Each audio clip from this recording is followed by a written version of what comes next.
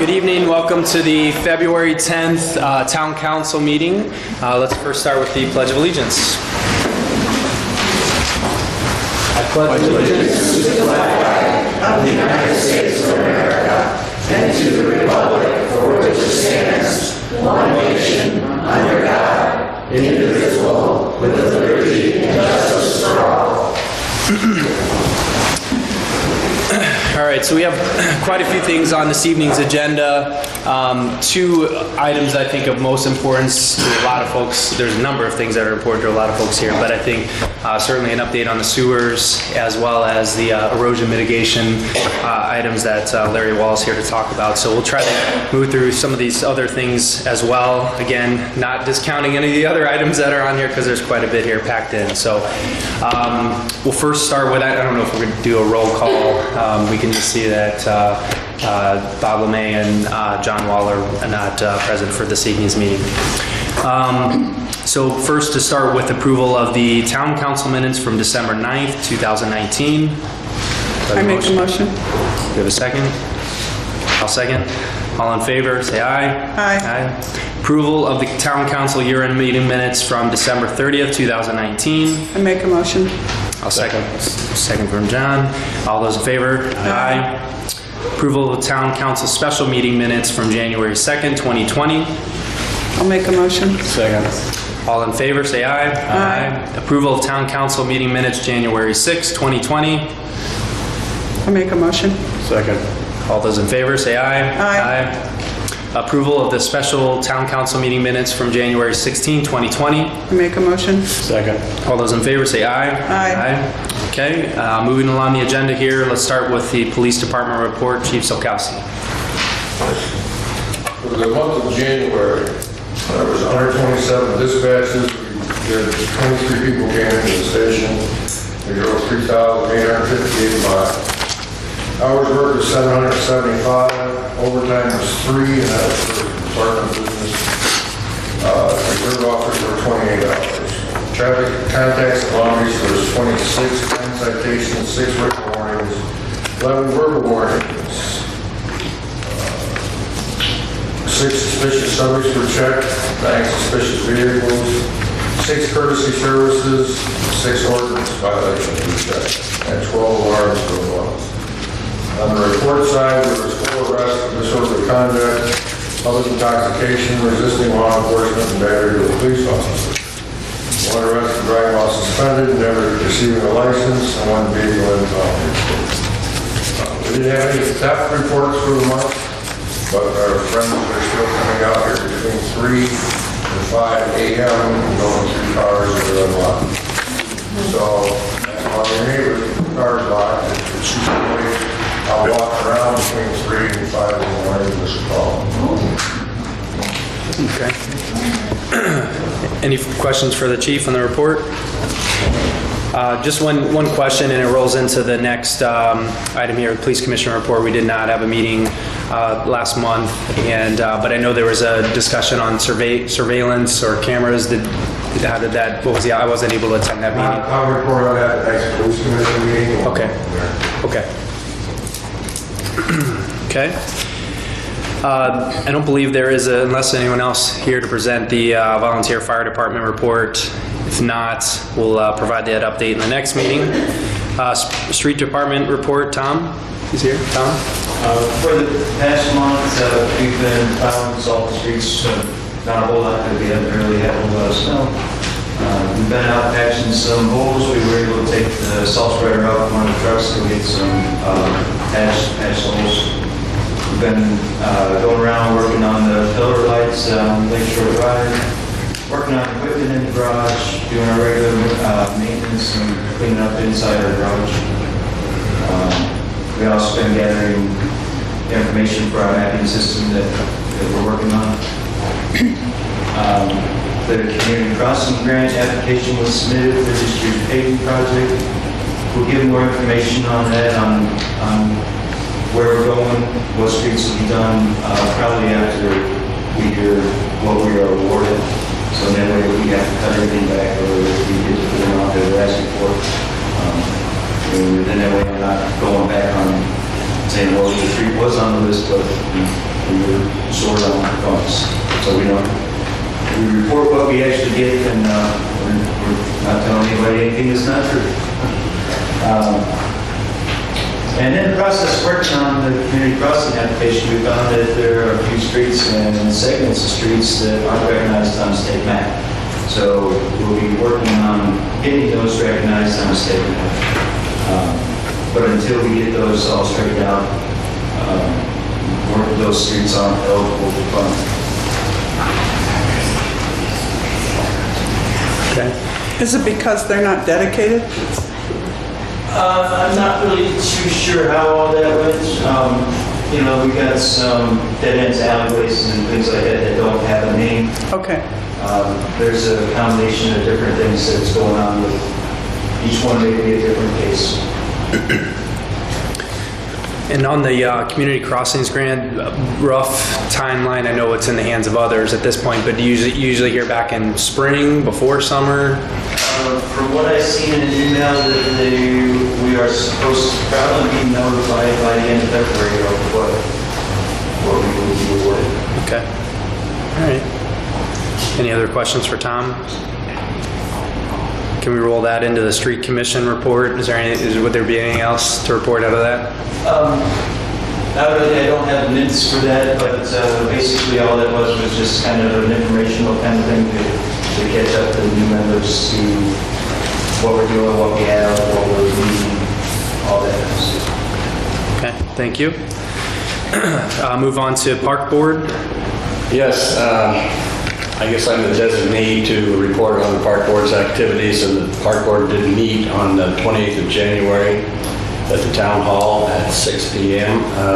Some of the items discussed, they started a Tai Chi, I think that's how you pronounce it, class.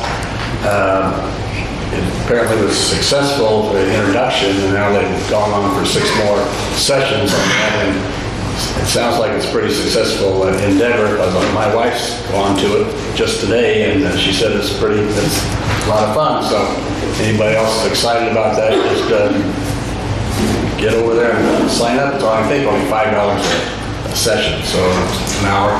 The park board also talked about pickleball. That's a real popular sport that's coming into vogue all over the country, really.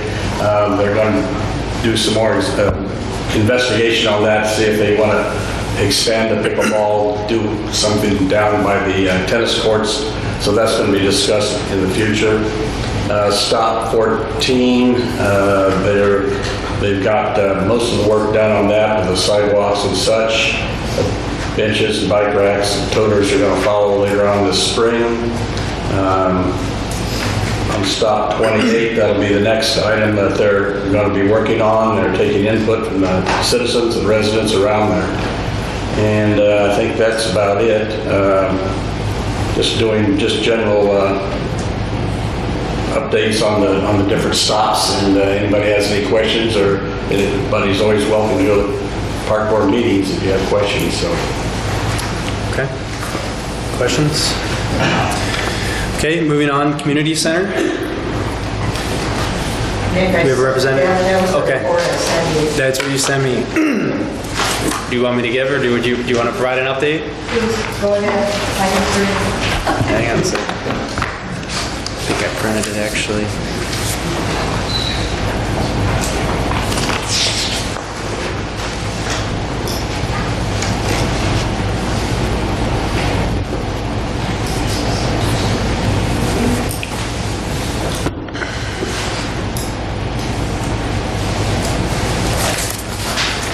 How about in the interest of moving it along here, I'll pull it up.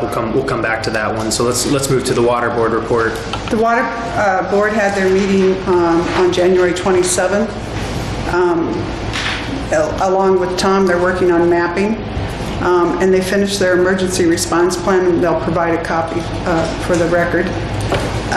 They are also collecting data on Lakeshore Drive with regard to the sewers.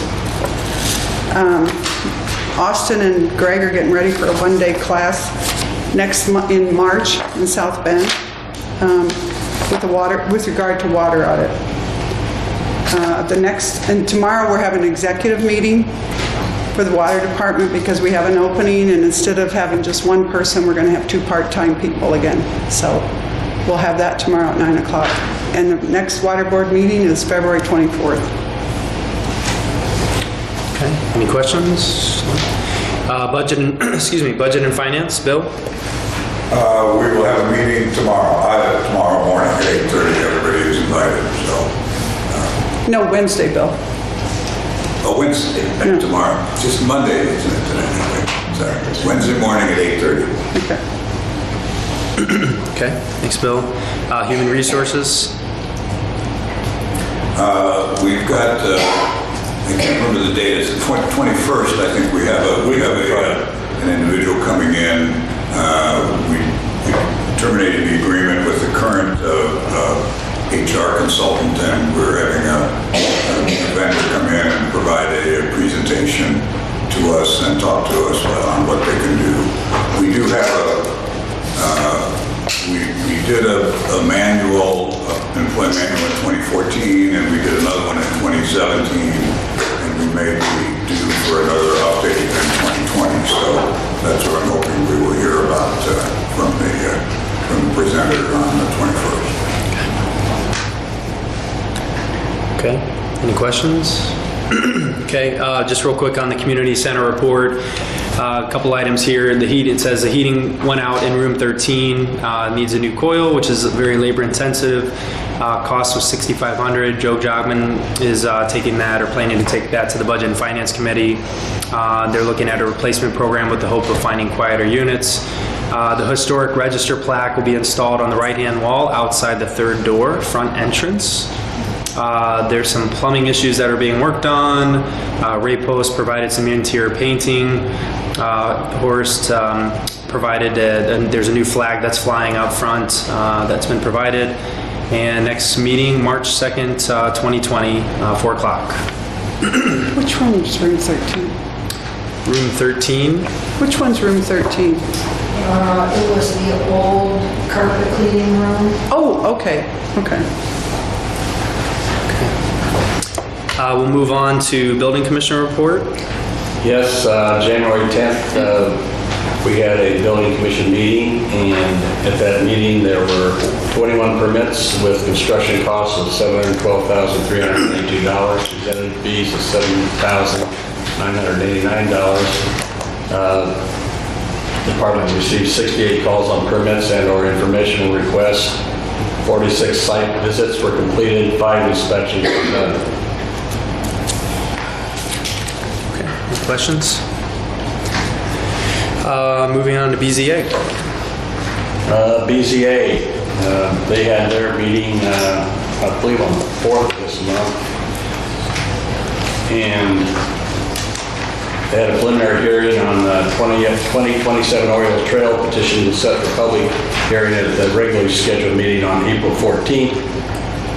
Petitioners submit items as to what exactly they're requesting. One of those volume variance and a footprint variance. Administrative decision appeal is set for hearing that on the next BZA meeting for 2521 Lakeshore Drive. And that's also set for the 14th. And then at stop 24, they withdrew their petition for the global engineering.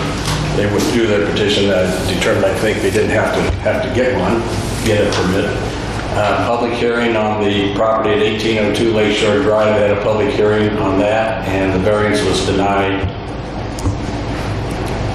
Okay. So that's my report. Okay. And I think, is there no March meeting? Apparently they're not having a March meeting. Just as a point of clarity, I'm sure was it determined that a permit's not necessary, just not variance? Variance, yeah. Right. Variance. For stop 24, right? I just want to make sure that that's been going. Yep. Thank you. Thanks, John. Any questions? Advisory Plan Commission held their meeting January 20th. First meeting of the year, just organizational discussion, appointed a new member to the alternative BZA that was made. There are a couple items that'll be coming out later here on new business around the Land Conservation Committee has a request for a program that they'd like to put on for the community. That's under new business. For those that are following were following the legislative activity downstate, there were two House bills that dealt with the lakefronts, House Bill 1031 and Senate Bill 325. As you recall, the town had hired a firm to represent the community in those dealings, and both of those bills did not proceed any further. So that, at least from a legislative standpoint, those two items have gone away. One of the authors of the bill, Senator Glick of Senate Bill 325, is trying to push for a state task force perhaps this summer, but no news otherwise to report at this point. But as that activity continues, we'll be sure to update the community. The next meeting for APC is Monday next week, February 17th. Can I get a motion? Do we accept the committee reports first for the building permit? Yeah, we have. We do those first? All right, we'll go missed to everything in December and January. Okay. The building permit revenue report for December of 2019, and some of this might have been done by John Coker. 19 permits approved with fees of $7,528 on project cost of $689,392. January 2020, 19 permits approved with fees of $15,195, collected on project costs of $1,458,159. The electrical permit revenue was in December. We collected $407 with revenue to the town of $48.70. 5 permits in January with revenue of $67.60, collected on permits totaling $676. Legal expenses paid in December 2019 were $5,125, and in January we had fees of $5,512.50 to Brady, Nelson, and James, and $25 to Austin, Kuiper, Josias. Do I have a motion to accept the reports? Any questions on the reports? If not, can we take a motion to accept all the reports? So moved. I second it. Okay, all in favor, say aye. Aye. Moving on to old business. We'll start with the sewer update here. And I think, John, is that you? I guess. Okay. This has been a project that's been going on for how long, Joey? 4 years. We're starting to get into the final stretch, and there's a lot needs to be done between now and March. By March 20th, we have to have the preliminary engineering report, including a public hearing, which everybody will be notified of as to what, so the results of all that information can be submitted to the state so we can apply for a state revolving fund loan. We'll have to get an intergovernmental agreement between Michigan City Sanitary District and the town of Long Beach, and plus a lot of other documents that go on for you on this. But it's quite a procedure to go through all this. This is going to be an approximate cost of $7.3 million. I don't know if you want to get how far in the woods we want to get with this, but there's a couple different options that the town can consider. There's basically 208 of the roughly 300 properties on Lakeshore Drive that have indicated that would be connected to the sewer. And if that was the case and the other 82 residences were not connected, it would cost $178.13 a month for the capital cost to repay on the state bond, on the bond. Plus, there's obviously a usage charge depending on how much that would go through the sewer and the water. The 82 residents that would not be connected would not have to pay anything. Option 2, same cost, 208 people connected, cost stays at $178. The 82 homeowners that would not be connected, say they don't want to connect, but say they might want to connect in the future, But if that's the case, then they would be paying $127.76 a month on the capital cost repay loan. Then at the time that they would connect to the sewer, they'd have basically 15 years to connect. There would be no penalty or a connect fee because they'd been paying all along on the bond. Now, the problem with all this is if some people say, well, by golly, I don't want sewers and I'm not going to connect. Well, in 15 years, you're probably going to have to connect. I've heard, I don't know if this is for sure or not, but if a septic fails on the hillside and we have a sewer down Lakeshore Drive, you'll not be able to get your sewer or your septic repaired or replaced. You'd have to connect. And the problem with not connecting or not paying on the bond cost, there'd be a penalty involved with that, and it'd be based on the monthly bond payment over how many months you weren't connected. So for example, if you waited for 5 years to connect to the sewer, you'd have to pay a penalty cost to connect of $9,582. If you wait 10 years, it'll cost you $19,104. And if you waited to the very end, 15 years, it'd be $28,746. So, you know, I know people don't want to pay money if you don't have to, because we haven't had to pay for sewers, but for $127 a month to guarantee that you're going to have a sewer, it seems like pretty reasonable insurance to protect your property. Plus the fact that we wouldn't have the problem of any seepage or anything like that going to Lake Michigan, which the last 2 months have been a disaster on Lakeshore Drive, as you all know.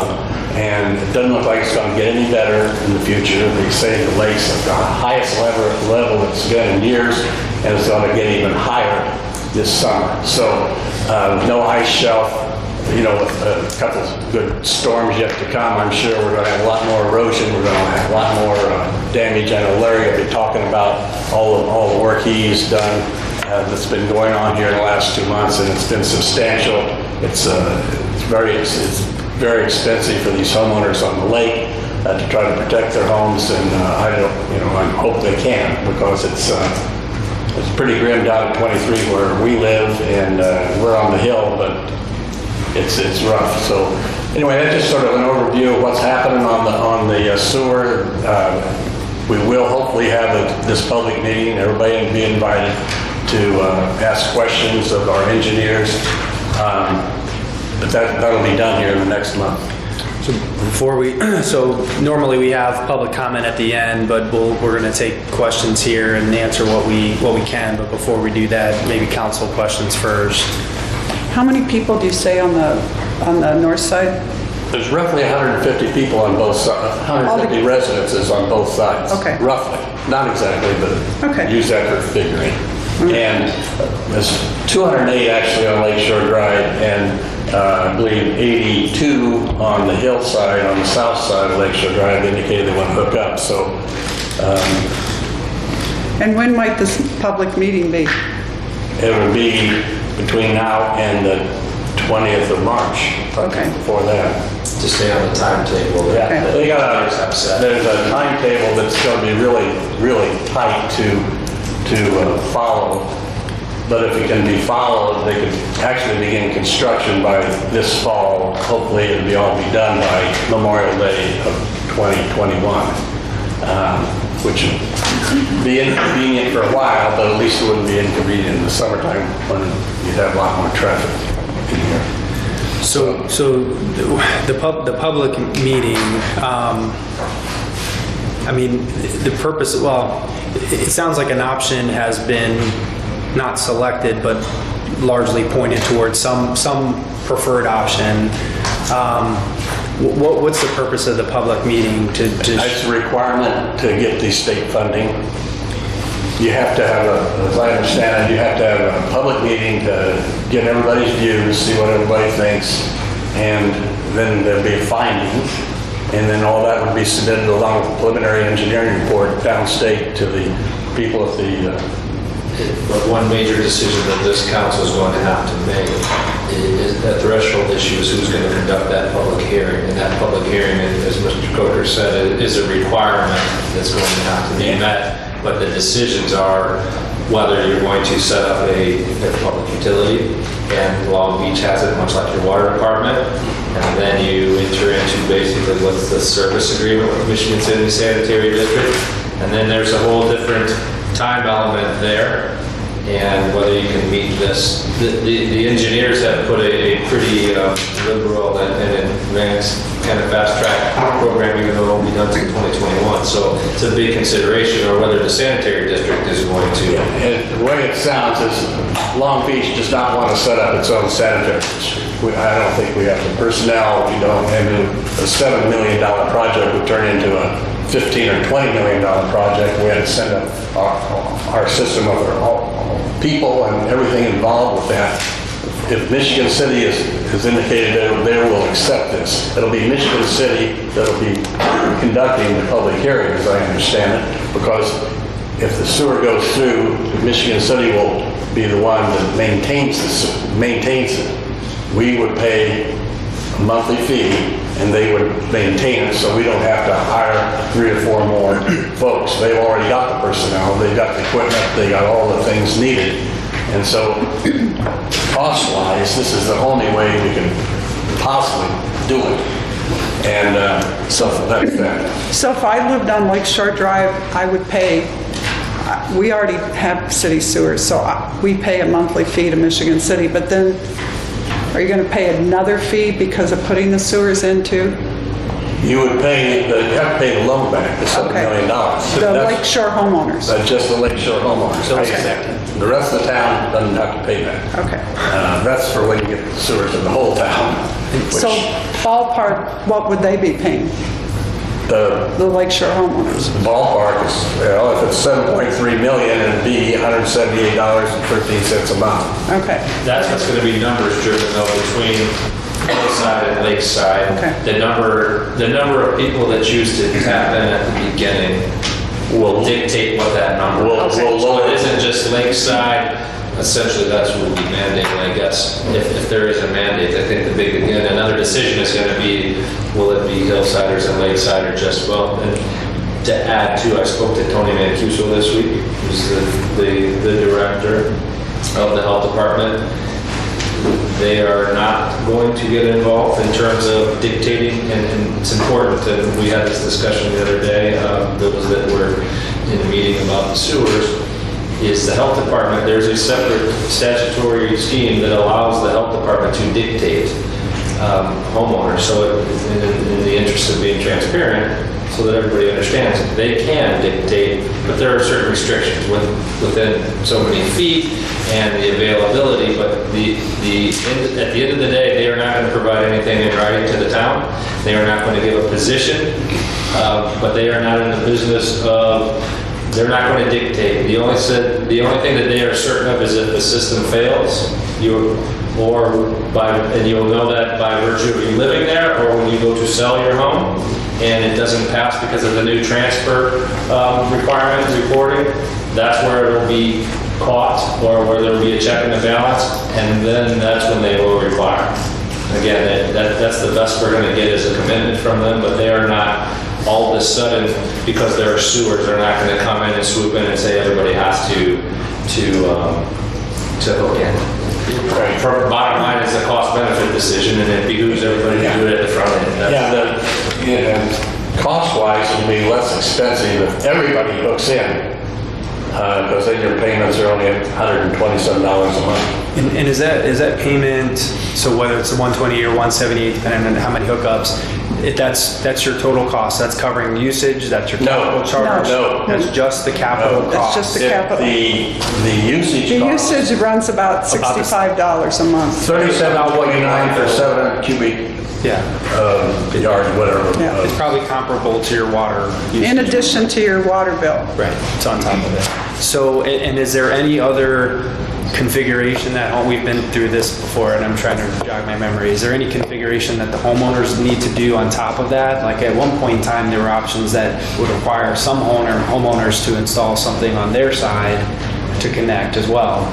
It'll be the homeowner's responsibility to connect from their home to the sewer. When this sewer line goes down, there's going to be laterals in every house. all the way down. And the reason for that is on both sides. So when people do say if you don't want to connect for 5 years, well, if you didn't have that lateral, you'd be tearing the street to hook on. So they're going to be laterals to every property line, all the way down Lakeshore Drive. So when you connect, you just have to connect to your property line, you don't have to tear up the street. So that's one of the main considerations of doing it that way, and because we are going to end up with a new Lakeshore Drive. Lakeshore Drive will be totally redone. And we'll get to questions here. What information have any members of the public received, other than we've had a couple of public meetings, we've had some discussion at these council meetings, but any of the report that we got back, this draft report that we got back, and none of that, and is that all able to be shared with residents? Well, that is being updated, so that report is a little bit outdated based on those meetings and what makes sense. So the intention is to present an updated from Mr. Sender. There will be an updated report, but I do think prior meetings, as you pointed out, Joy was pretty diligent in presenting the status, but the current report and/or proposal, that's part of the reason for having that public hearing. Mr. Coker. And a lot of that is because it's taken quite some time for them to get this preliminary engineering report put together. Because the biggest thing that took a while was getting the capacity, to make sure Michigan City had the capacity to take Long Beach's sewage. And they've had to redesign some of the transfer stations to make it a little more capacity-wise. Any other questions from the council before we go kick it out here? Okay, so we'll go to questions from the public here. State your name, address if you could, with any questions that you have, and we'll do our best to answer. Quick question for John. So are you? Joy, could you state your name, address? Joy Schmidt. Thank you. 667 Oaks Road. Are you suggesting option one with a penalty fee schedule, or option two, which would have everyone at 100? My personal option is everybody to hook in, and that way nobody gets stuck with a penalty. And but I know a lot of people maybe don't want to do that, but money-wise, you're probably money way ahead.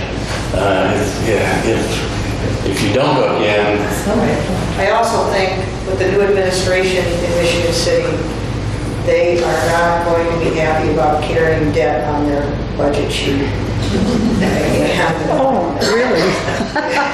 And so it's going to look a lot more equitable to them. I know that is their choice option too, where everybody hooks in. So I'm just saying. but also just understand all the taxpayers out there, Long Beach is on the hook for this. Yes. Michigan City it's on, it might show up on their books that they owe $7 million, but really Long Beach owes $7 million to Michigan City. So it's fully collateralized from Michigan City's standpoint. But they are more comfortable having more people in the pot to pay. Right. So they'll do the presentation? As I understand it, Michigan City's going to be the one applying for the SRF loan. Okay. Well, and that's a major decision that I was going to say, Mr. Coker and I spoke a little bit about this, and it's probably be something addressed at your special meeting, or should be. You have a threshold decision, so welcome to the council. Whether Michigan City applies or not, and that's another big point, is if they are going to be the authority. So that if the town of Long Beach is going to have its own sanitary district, then we have to set that up and go through the procedures. Let's go and think about Long Beach having its own sanitary district. Sure, but that's the discussion. They will run it, they will apply. If they are not running it, then Long Beach is applying. So that decision has to be made and communicated to the sanitary district.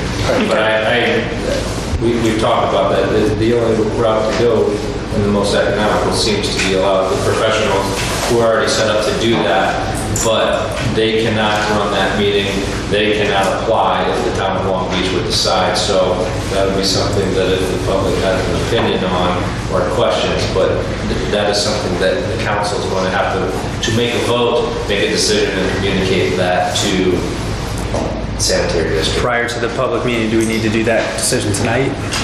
You don't need to, you can make that decision at the next, and what mentioned, maybe you want to have all your numbers here. Yep. Okay. Any other questions? Tom? Tom King, 23 Old Foreman. So up until about 2014, you could not place a septic system on the lakeside of a home. There was lobbying, there used to be a 200-foot setback requirement from the lake to place a septic system. So traditionally, septic systems were placed on the roadside of homes. It's only in the last several years that septics have been placed on the lakeside of the home. And that was done because it freed up space to build bigger structures, allowing for more parking, to meet the code, et cetera, et cetera. Have we done an inventory of how many homes? Because the point that John makes, the sewage is dropping into the lake as the septic's filled, is compelling. Yet, have we defined the scope? How many homes have a septic system on the lakeside of the property? It's not every home, it's a minority. But I think to define the scope is relevant here. Have we made any attempt to quantify that? You mean you could live on the lakeside, but your septic tank would be on the land side, on the hillside? Up until 2014, traditionally they were. Okay. So what happened was people wanted to build larger structures. To build a larger structure, one, you need land, but you also, there's parking requirements. And to satisfy those parking requirements, they need more space out front. That's where traditionally the septic went. Not only does the septic have to fit there, but drain field, that's the county health department has its code requirements too, to build a septic system safely. They got the setback requirement relaxed from 200 feet to 50 feet from the shore, predicated upon the notion that there's new technology, namely this Presby system. Right. And that's what Long Beach is for. And, well, as we know, if technology is floating in the lake, it doesn't matter how sophisticated it is, it's failing. So they failed. That was a massive miss. Relaxing that setback requirement from 200 feet to 50 feet to a lot larger structure. So now we have this problem. And this problem is what has led the county to suspend issuing any septic permit applications on the lakeside of Lake Shore Drive.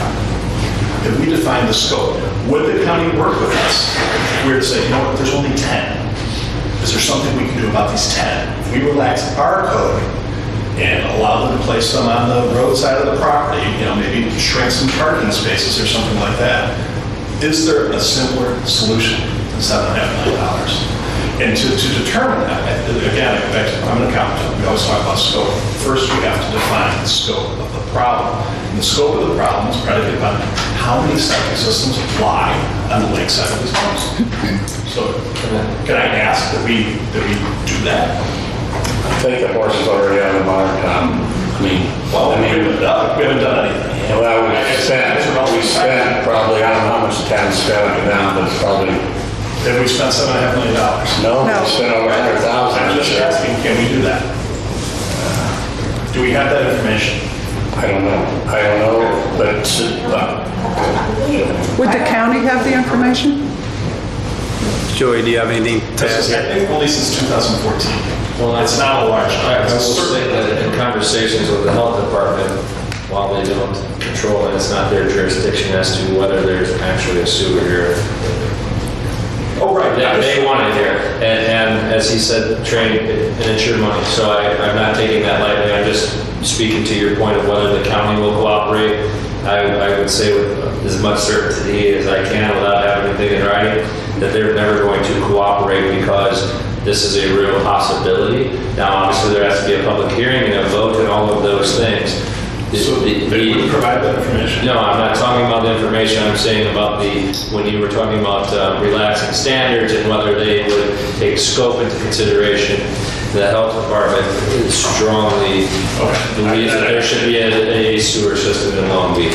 That I understand. But nevertheless, getting back to scope, I'm asking that the town take it upon itself to complete that exercise. I think it's a relevant fact. Okay? and then what would you, so we find out there's 50 Presby systems and 100, It's not even 50. well, 30, 10. Okay. If it's 10, I think it's worth having a conversation. It's worth having a look. Before we spend $7.5 million, I think if it's 10, I don't want to get into subjective numbers here, but if it's a small number, there might be a better answer. Just so I understand, the property owners are spending that money. They're going to have to spend over 30, 35 years. Yeah. $107 a month. Catch it. Still asking the commission. I think it's wrong. We'll come, Joey, real quick, we'll come over to you. I don't think you can put even a residue system on the north side if there's been a driveway or anything there in the past. I don't think there's even room on the north side to put even a residue system. They're almost all houses on Lake Shore Drive. Well, it's something to be looked at. We need the facts. We need data. That's all we can ask there. That opinion. Just information. Okay. Yes, Brian, agent 2756 Floral. Just to confirm, we've used phrases that everybody hooks in and Long Beach is on the hook for $7.5 million. Just to confirm, we are just talking about the Lakeshore Drive residents spending $7.5 million. Right. Is that correct? Just Lakeshore. At this point? Yeah, Not at this point. years in the future, but possibly Hillside and Lakeshore Drive spending that in total. Correct? The homeowners on Lakeshore Drive. Anybody else, Floral, wherever? No. You? No. Just Lakeshore Drive. Correct me if I'm wrong, but also the study, I don't know if you were also starting to get to this question of whether or not this system could take on other portions of the town, or whether the town is looking at sewering the rest of the town. I mean, at this point in time, we've not looked into sewering the whole town. I think the focus at this point is, correct me if I'm wrong, been focused on Lakeshore Drive. So I don't believe they've done a complete study to say, okay, yes, we believe we could hook up the remainder. Is that? Part of the requirements for one of these loans, as I understand it, is before the state's going to give you a 2% or 2.5% very low interest rate loan, they want to know, well, okay, well, what's your phase 2 and phase 3? And while the engineering studies now is just for Lakeshore Drive, there are part of that study that this sewer system on Lakeshore Drive would include the people that live up where Joy and Bill live on Indianapolis and up in Madison. That could, if there ever gets sewers for the rest of the town, that could come down and hook into the Lakeshore Drive sewer, and it's got the capacity to do it. If the rest of the town ever got sewers, they would have to bring one down Castleton and Moore Road. I mean, this system is going to go from west to east to Moore Road and out. That's how the flow is going to go. Yep. And the requirement is just the feasibility. The feasibility. Not in depth, but whether it's feasible to extend that. The sanitary district and the state both require that as part of the process, but there is no commitment, there's no agreement, there's no part of this project that mandates the rest of the town. They want to see that if we're going to do this, if and when it, either by choice or necessity, is it feasible, and where else will those things go, so that some of the decisions that we made for Lakeshore Drive make sense for the future. We also want to make sure we're in line. If we have to sewer the entire town, we got to make sure Michigan City take the whole town, because if they can't, then we're in a real expense. So you got to look present, and you got to think about the future too. So,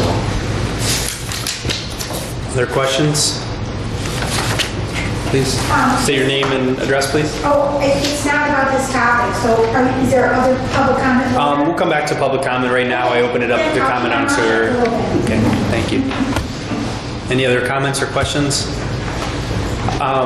So I also would be interested in knowing the number, so we do have the facts of how many homes we believe have lakeward septic systems. Is that a building commission request? Is that a Michigan City? Have they looked into that? How could we find that info? it would be our responsibility. I don't think Michigan City would.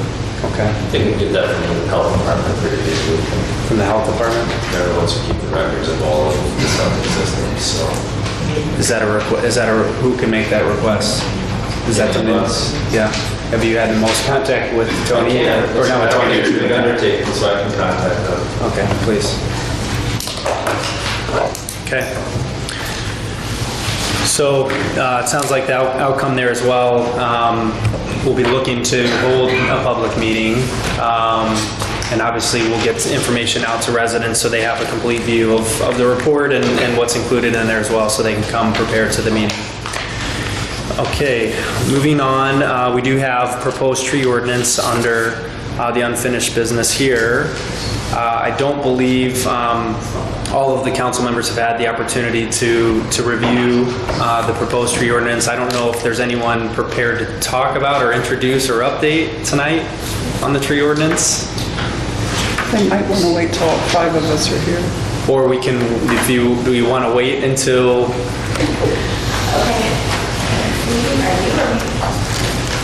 We have a, If you could, just for the record, state your name and address, please. excuse me, Dr. U.S., 2200 block of Fort Lander. I'm on the Long Beach Land Conservation Subcommittee, and we've been working now for a couple of seasons on creating a tree ordinance. And we brought it to the Planning Commission, very helpful with that. What we're looking to do is to set some standards for removal of trees on public property only. No comments from us about private property. We're not gonna, no one's gonna tell me what to plant, how to plant, or you guys, but we just want to make sure that the trees that the city, the town is responsible for, are cared for, and then also some educational aspects of it. For example, what kinds of trees do we want to plant? I like planting trees in the front because the flowers that we plant kind of go belly up. But the trees survive, we're good at that. And so I want to know what kind of trees are the right ones for this environment. So there'll be some educational aspects of this, that kind of thing. That's what the tree ordinance is really about. And, you know, we recently had something that I heard about where one of the public utilities, his name I don't mention, Heard of them? came in and wanted to put a refuel wire and cut down 9 trees. Well, those are trees we'll never, big oak trees, and we'll never be able, 9 of them. Well, that was on public land. Those were our trees. They're heritage trees. They're heritage oaks. We're not going to get 200-year-old oaks back. So something like that, where the utility would come, then we would be on a happy tree board adjudicating that, because that sounds like a really tough thing, but we'd be glad to do that so that at least they come to us and say, well, we can cut limbs instead of the whole tree, but, this is what we want to do. Then we'd say, why do you want to cut the whole tree down? And that's kind of where we're coming from, is just to look, it's a beautiful neighborhood. We've got some wonderful trees here. We lose them. It's not going to be anything other than some suburb, with concrete. So that's what that's about. So we're asking you guys to take a look at it. We refined it a couple times. And if you have any suggestions, just bring it back to the Long Beach Land Conservation Subcommittee, a little tiny committee that could. And we'd be glad to work with you guys. Okay. Thank you. Do you have anything to add? I can speak during public comment. Okay. It's related to that, but it's also. Okay. Okay, sure. Well, yeah, I'm certainly supportive of seeing something move forward here with this ordinance. It is on the website, the new website. If you go onto the government, it's on the news section as well, on the homepage, as well as in the government town ordinances section. There's a draft portion there too. So the current version is up there for folks to take a look at. So I would suggest that council members take a look at this, and we can have a discussion on this proposal at the next council meeting. And then I would assume this follows other ordinances as well, that if we are at a point where we're good with language here, we made some amendments, does it then have a public meeting component as well? You don't have to with this one. For this, it's before the council, so you can adopt that. It might be good if we were to have public comment. Yeah, we would accept that. Just procedurally, It doesn't have to be as formal as some of the others that are changing the zoning ordinances. Okay. Okay. All right. So we'll discuss this at the March meeting.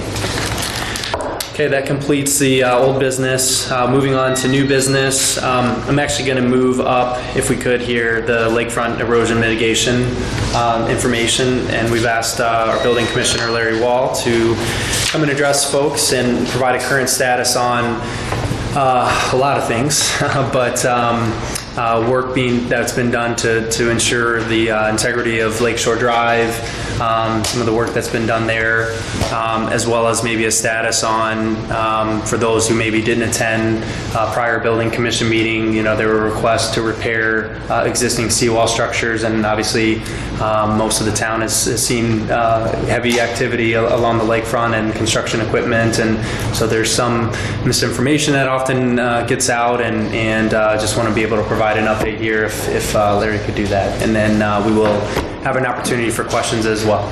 So, Larry? Thanks, Nick.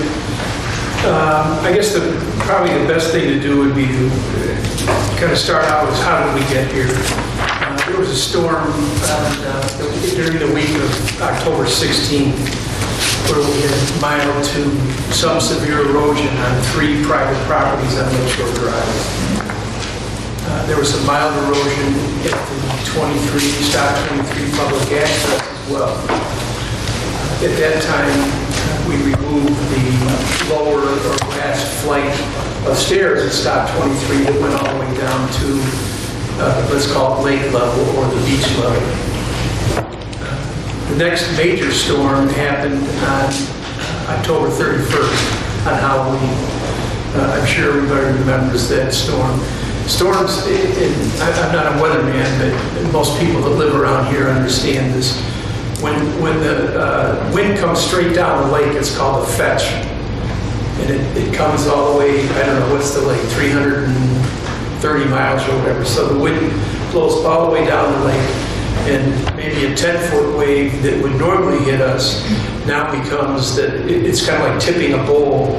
The water is pushed up as well as the wave action. So when we have a fetch with high winds, it's worse for us down here on the southern tip of Lake Michigan.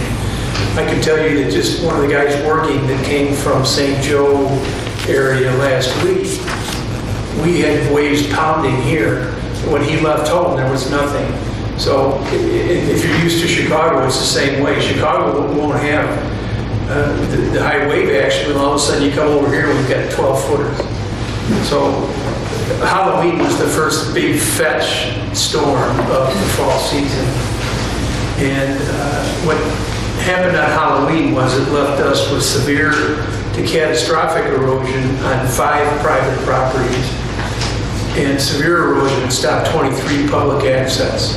It took out the deck. We were fortunate that we had a local contractor, Woodruff & Sons, that came and pulled the steps and the lower deck at the stop at that point in time. We started initial sandbagging operations to protect Stop 23 on November 2nd and 3rd. Catastrophic seawall, or the steel sheet piling walls, began about December 3rd. There were several storms during November that we monitored. We monitor it every day, 7 days a week. We're down there. It's ever since Halloween, we've been down there every day. And the 7 private properties that were affected on December 3rd, their seawalls weren't completely compromised, but it was catastrophic enough to where they couldn't be repaired. A seawall is normally installed that it's vertical, and these had fallen out of plumb or tilted. It started at 5 foot, and that happened within about 6 hours. Bruce Woodruff and I happened to be down there checking it, and in the morning, at 7:30 in the morning, it was straight. And we were at a residence home at 3 o'clock that afternoon, and we noticed it was 5 feet out of plumb. That's pretty severe for that to happen in a short period of time. So there were measures taken by, not by the town, but by those private individuals at their cost to bolster up their seawalls. The storms over the next several weeks I think we had one fetch in there, but just even normal storms that come out of the northwest, which we're all used to seeing, the storms and the wave action comes from Chicago to here. The current on the lake, I'm sure everybody knows, actually runs from east to west, but a lot of our weather comes straight down the lake from the west, from the west, which is what everybody's used to. Some of these storms have come out of the north-northeast, which has affected areas that normally don't have the erosion that we've experienced. The Stop 23 public access got to the point where we became concerned that the road was going to be undermined. And if the road becomes undermined, there's a 4-inch gas main which services all the homes on Lakeshore Drive, and that gas main is on the north side of the street. Fortunately, the water main is on the south side. There are individual, our power lines are above grade or above ground, but some of them are buried. And quite often, when they cross Lakeshore Drive, rather than have what's called a drop, they'll bury the power lines under the street. So that was a concern of ours as well. When it got to the point where we were concerned that we were going to lose parts of Lakeshore Drive, even if we took some pretty quick action, which we did, we tripled the amount of sandbags at Stop 23. And then we put what a lot of people call Jersey barriers, which are the concrete crash wall that you see between opposite lanes on the highway. It's that wall that comes up, then has an angle, and then it comes straight up. Unfortunately, again, one of the local contractors, Woodruff & Sons, had some of those, and they were put in a stacked fashion. It Stop 23 with a pyramid of sandbags behind them, and they're holding to this day. We also were concerned at Stop 21 because the erosion happened so quickly at Stop 21, or pardon me, at Stop 23. We were afraid that we were going to have the same problem at Stop 21. So we did the same thing at Stop 21. We put the concrete barriers down, and then we put, and when people think of sandbags, these aren't conventional sandbags you can lift, one person can lift. These are, they're about 4 foot square. They're a little over, they hold a little over a yard of material. And they are removable, they're temporary, as well as the concrete barriers are temporary. I know that's been a concern, that people thought that they were permanent. They're not permanent. Moving them can be, if they're not, haven't deteriorated to the point where they can still be lifted, there's lifting rings on them and they can be pulled out the same way they were set, or they can be sliced and the sand inside the sandbag is deposited on the beach, and then the bag itself is pulled so that there's no debris left on the beach. On January 7th, we were concerned to the point where we got with Nick and wanted to meet with NIPSCO, our water department, and our street department, because we were afraid that if we did have a collapse of Lakeshore Drive, this isn't just a Lakeshore Drive homeowner problem. This is a problem where all of a sudden you've got a 4-inch gas main that services everybody that's on Lakeshore Drive and some adjacent, I'm not sure what you call it, runs, maybe Nick knows. But, and then we've got, you get into the water lines that the water main actually runs from Michigan City. It stops 16 and comes down Lakeshore Drive. There's another one that comes down Moore Road. So we were concerned that if we lose Lakeshore Drive, everybody's familiar with at the end of the street. You could drive up Stop 41 and Lakeshore Drive stops. Lakeshore Drive used to go all the way through, but it was compromised by erosion at one point in time, and they never rebuilt it. So we called a meeting of NIPSCO, Water Department, Street Department, and the Fire Department, and we came up with a plan for utility shutoffs in an emergency, rather than having to go through. I know everybody loves Nick's 1-800 line, but we got direct contacts. We called them, they'll be out within 20 minutes to what they call retire the services, not just disconnect them at the homes. We've got a plan together to evacuate residents in that general area or the immediate area between stop 21 and stop 23 right now. Barricading of streets and the protection of the homes on the hillside of Lakeshore Drive, because ultimately, if the street fails, not all of those homes, there's only a few homes at stop 22 to the west and at stop 22 to the east that have rear access. The other homes would be without access to their house. So we wanted to make sure that we could protect the residents in those 3 block areas there. On January 11th, there was a complete failure of 3 seawalls on private property. And by complete failure, they were gone. They weren't bent over, they weren't compromised by water coming over the top, they were actually gone. In one property on that day, we deemed that it was unsafe and uninhabitable.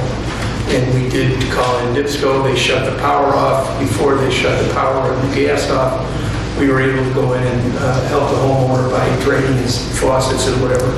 So we didn't have an issue there. That situation has since been rectified. The lake was actually under the home.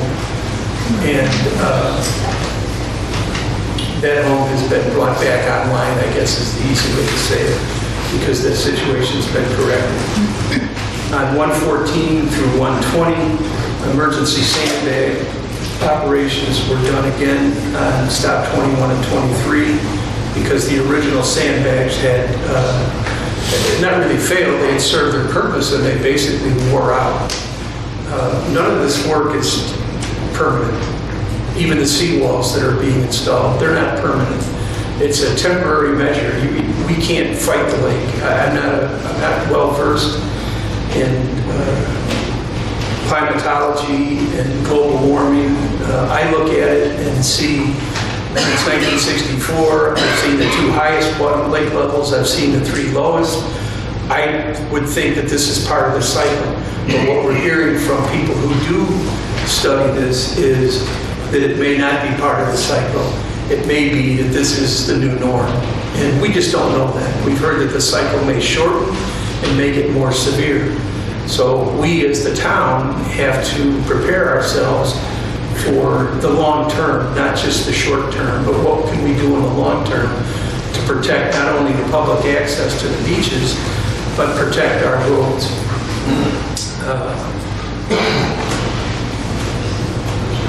On January 16th, we had an emergency meeting. We had 4 permits where 3 of the walls that I said that had completely failed, they were all, 2 of them are at stop 23 to the west of stop 23. They're new homes that were built in, I think 2014. And then 2 of them were homes at stop 22 that are just west of the stop. And those seawalls had failed. The lake was, as I mentioned earlier, was actually underneath one of the homes. 2 of those homes at stop 22 were built on rubble, which is, it's just wrong. But as Tommy had said earlier, those Presby systems, they just washed into the lake. I mean, there's no emergency. You can't call Woodruff and say, hey, come down here with a backhoe and dig the system out. They just went right into the lake. The septic tanks have been sealed, and now all these homes, all 7 of the homes are on a pump and haul order. It might be 9 homes, pardon me, are on a pump and haul order. Does everybody know what that is? Can you just, might as well clarify for folks just in case? Not. A pump and haul order, your drain system or your leach field, or as people talk about a Presby system, everything goes into a septic tank, which is a fixed tank that is closed, and it has an outlet where the effluent runs through into the drain field. And a pump and haul order, they seal that outlet, and then when that tank fills up, now it's a vessel, it's just a holding tank. When that tank fills up, you have to call a waste hauler, and then they come and they pump your tank out, and then the next time it fills up, they come and pump it. And all the homes that are affected are now on a pump and haul order. So not all of those septic systems did go into the lake, but out of the 9, I think 6 of them did.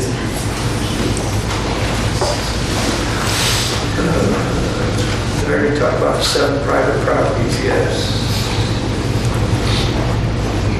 The sandbags and the barriers that we have at both stops are still holding.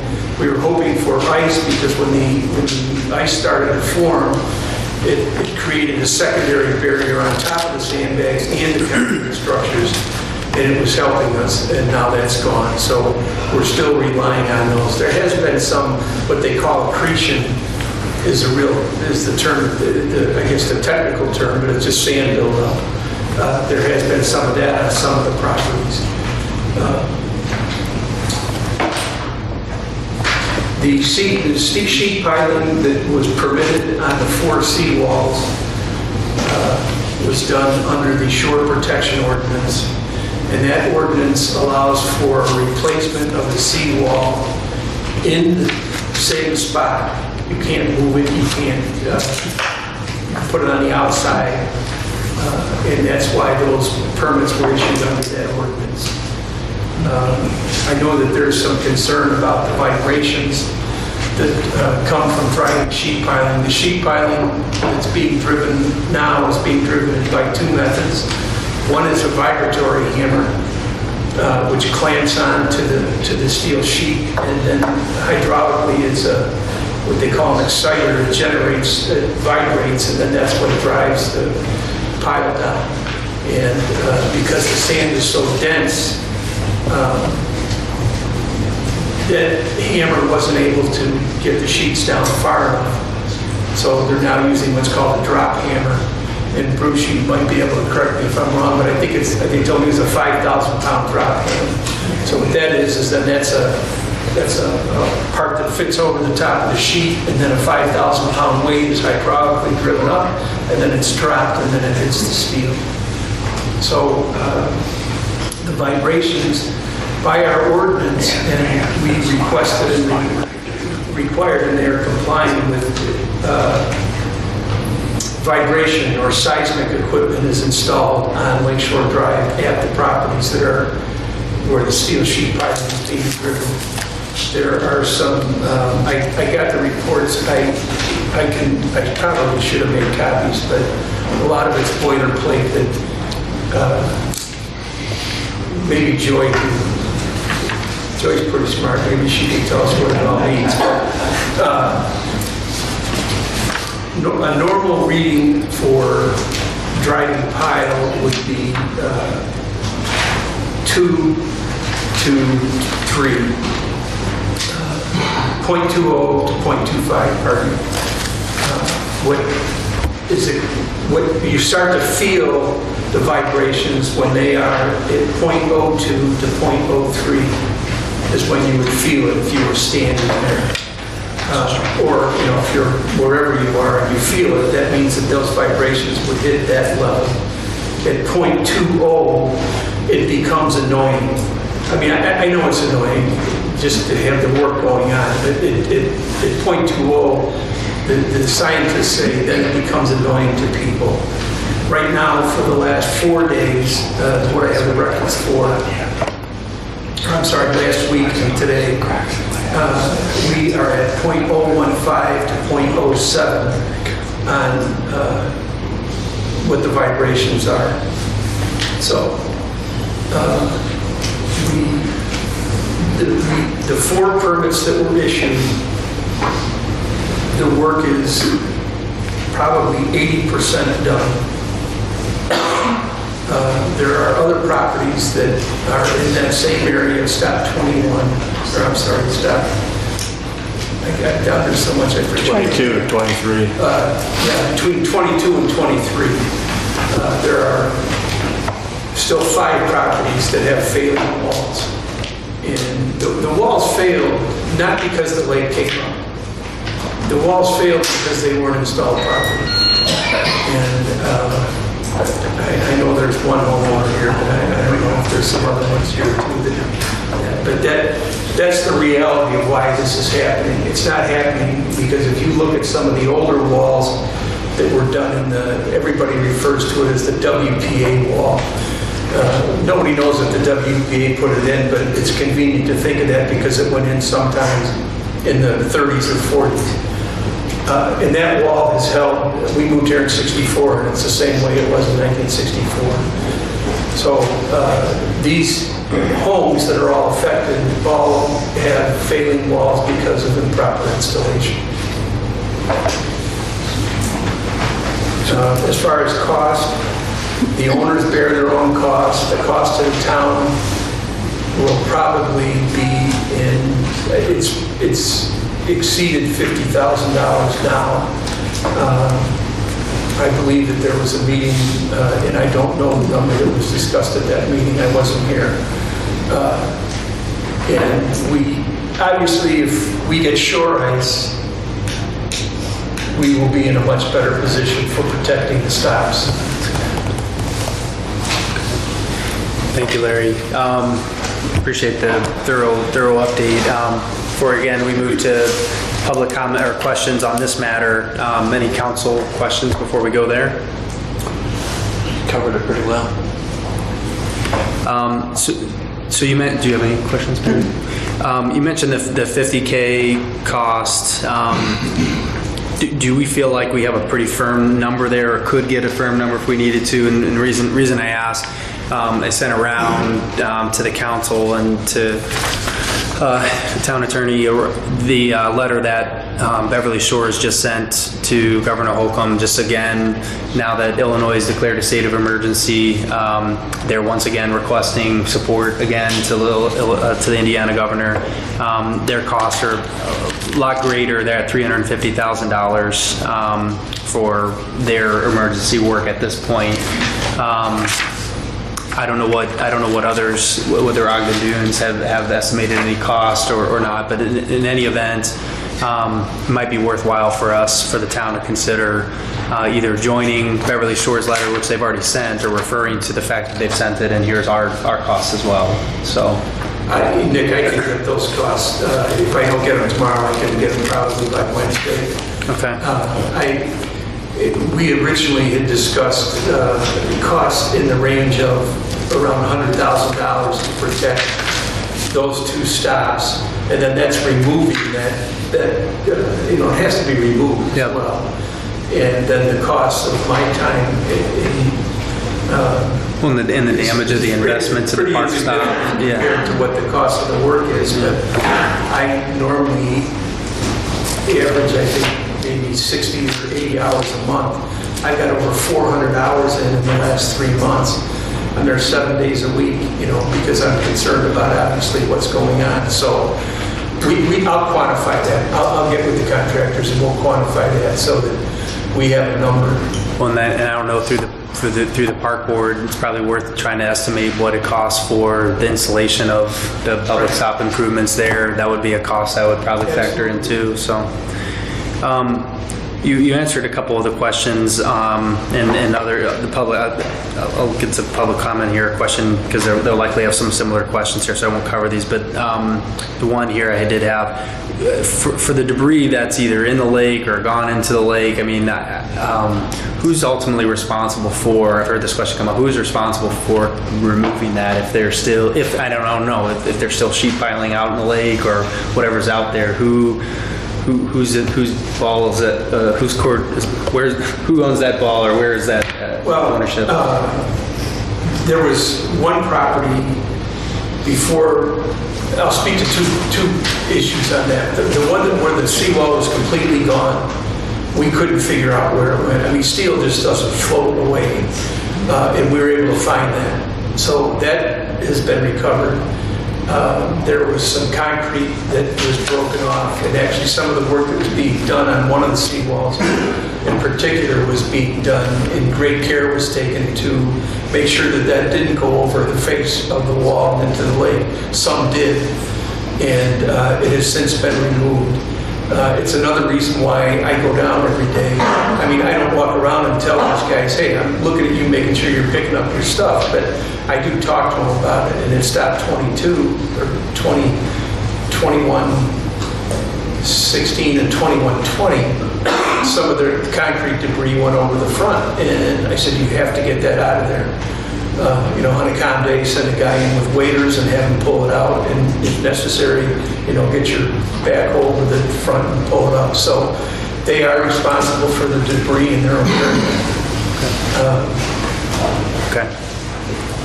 The steel, we found what was gone from that wall. If there's something specific that somebody knows of, if they can let me know, I'll make sure that it gets pulled. Okay. All right. Thank you. We'll move to questions from the public here. Again, state your name, address, please, with your question. Go ahead, Tom.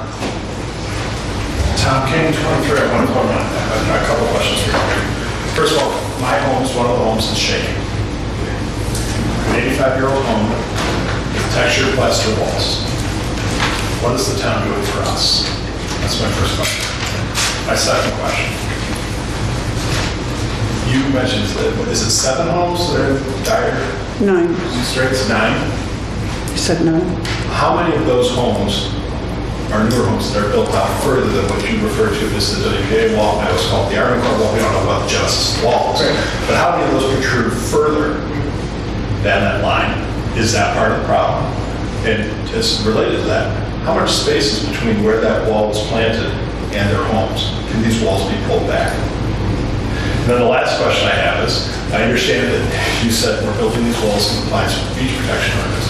Are we getting coastal delineations to delineate that line between public and private property as mandated under the Gunderson decision? Okay, that's going to get really important very soon. So I just want to know, what is the town doing to ensure that they're compliant with that decision?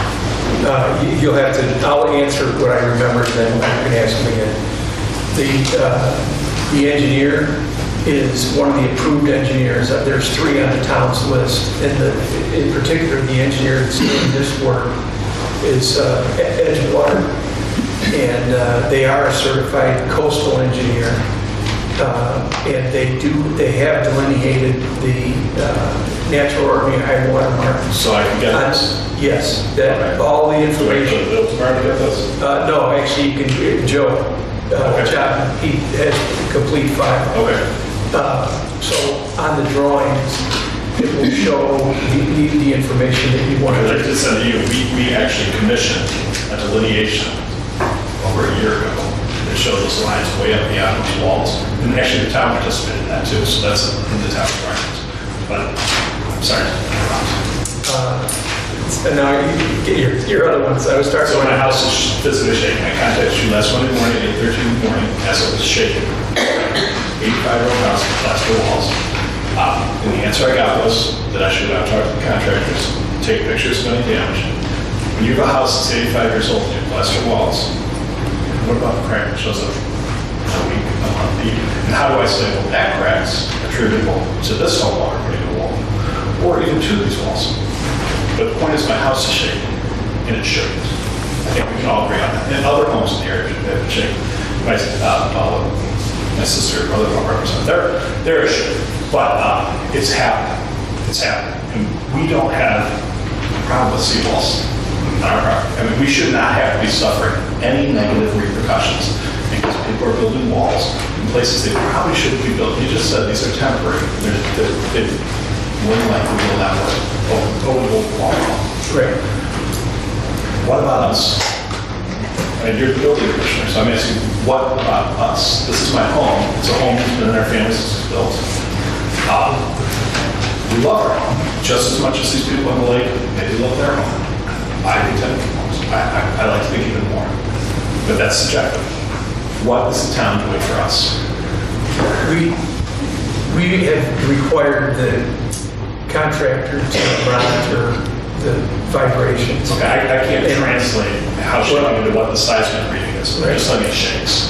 So what that does is that gives us information, and when you and I exchanged text last week, I'm sorry that you took it as it's your problem, because it's not your problem. Anytime anybody does work, that contractor is responsible for what happens for his work. How do I prove that a crack is related to. I'm asking for help. Well, that's what I said, it has to be documented. And that was what I had said to you, Tom, is that it has to be documented. We have, I mean, I couldn't walk in. So I will take a picture of every crack in the house and say, it's that one. And Mr. Wall, I'm sorry to do that, but my job is to, although I work for everybody, I answer to the council. And unfortunately, it's a private matter. And your concerns are legitimate. I understand that. Private matter? But any issues that you have as a repercussion from the work being done, the issues with the contractor, how you preserve, how you prove, that's really getting into an attorney or a legal opinion. And so my advice to Mr. Wall is to not give anything that's going to be indicative of rendering a legal opinion, because he can't do that on your behalf. So the town, Neither can I. So the town can enforce its ordinances to us. It's not what anybody's saying, and that's not what you should take away from what I'm saying. What you're asking him is how do you prove? Let me finish here. So what the help can be is that Mr. Wall and everybody else enforces and looks out and makes sure that proper permits are being granted and the work is being done. Well, that goes to my point about the coastal litigation. However, as far as you asking how you prove it, Mr. Wall couldn't possibly answer that question, because he can't prove that, because what you're going to at some point is saying if there's damage to your home, perhaps that ends up in litigation. That is something that you would be taking action against whoever contracted with those individual contractors, the contractor. We can't give you that opinion. I find that answer very insufficient. I understand. Well, here, Tom, let me say, I live right across the street, a lot closer. I mean, our house, it's like a freight train's going through there. Here's what I'm gonna do if I have damages. I'm not gonna look to the town for help. I'm gonna sue the contractor, or... John, you're an attorney. I'm not gonna sue him, I'll hire an attorney to sue him. I learned long ago, never represent yourself, because you've got a fool for a client. Providing resources to remedy something that shouldn't be happening in the first place. That's where we find ourselves, and I don't know. Okay, but that, down the road there. But I'm asking here with the town council, with the building commission, we have government agencies that are supposed to be representing us. I'm asking now, before any further damage, what can we do to stop this? What is a safer, and maybe the answer is, well, maybe a lakefront homeowner's house is the one that has to go and suffer, not mine. Not mine. This is not a problem of my making. So what is the town going to do for us? And it's not just me. I've had conversations. You said your house is like a freight train. Worse. How do you plan in 6 months or a year when you discover a crack? How do you plan to say that's attributable to this house's work or that one? You have to take an inventory of what the house looks like now, and hope you can prove it something. But with those seismic or whatever readings would be helpful.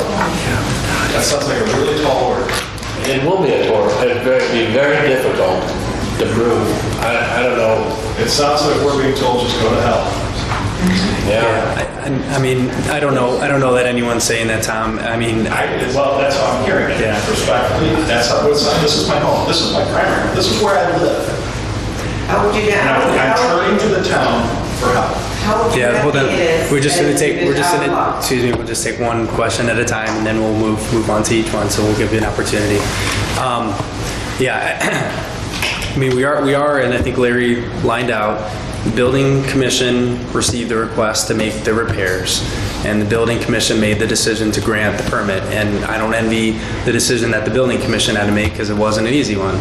If they denied, for example, if they denied, for example, the request, what does that world look like? What does that path look like? Sure, all of the other homeowners wouldn't suffer, and I don't disagree that wouldn't occur. But I don't know how do you reverse that?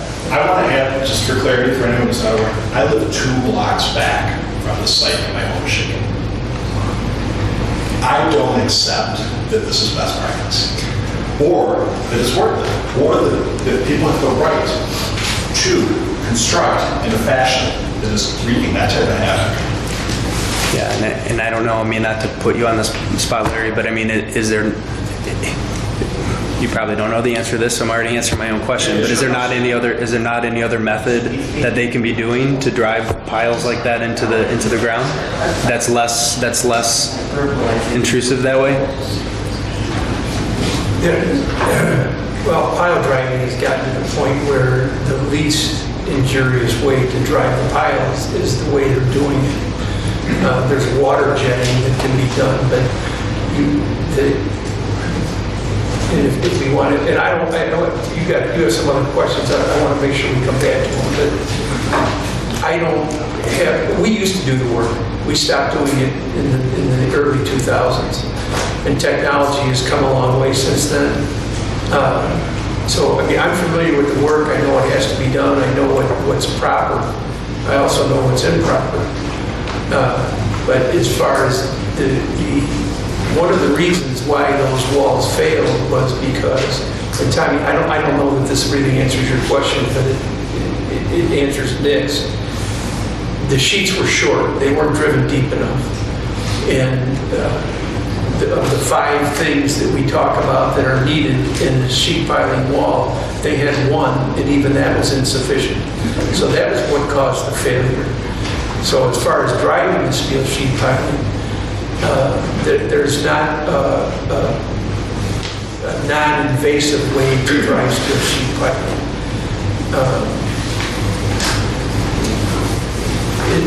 I mean, I guess I'm not trying to hide behind Chris, but my suggestion would be to document everything, and I know that doesn't satisfy you. It doesn't.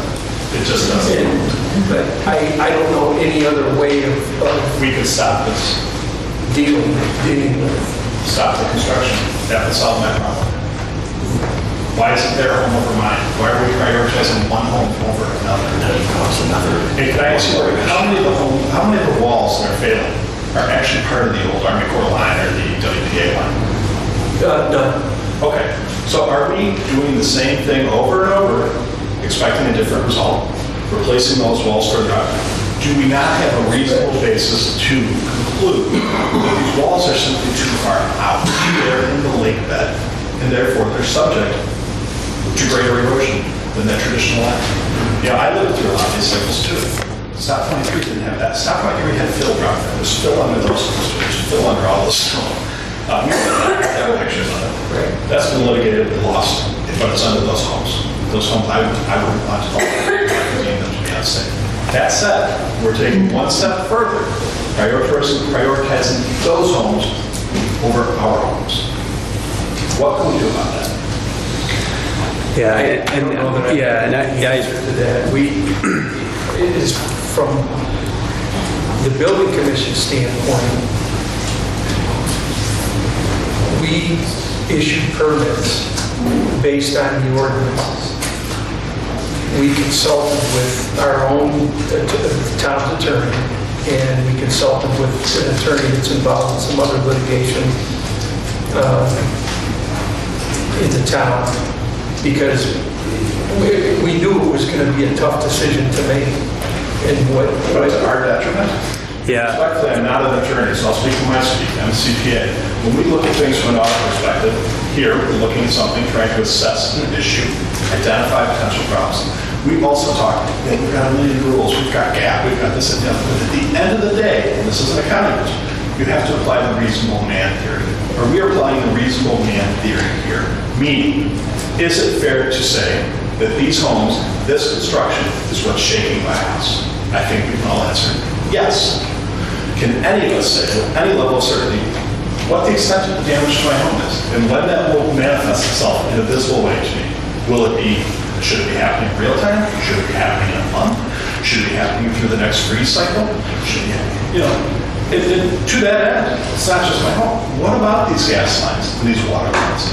If my home is shaking 2 blocks in, that gas line is shaking, and it's shaking on levels that I would think are concerning. This construction, I contend, is unsafe. It's not well thought out, and it's not appropriate, and it's certainly not fair. So I do want to give opportunity for others to ask questions. We'll move along to others here.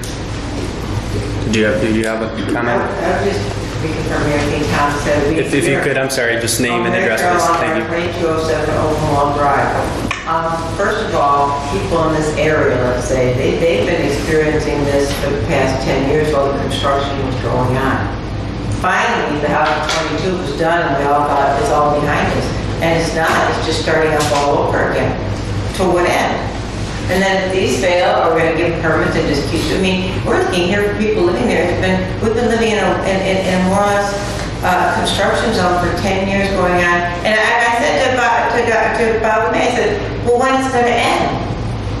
Well, Larry, you told me you're doing more core samples or something before you probably permit the next set of seawalls that are going to go in.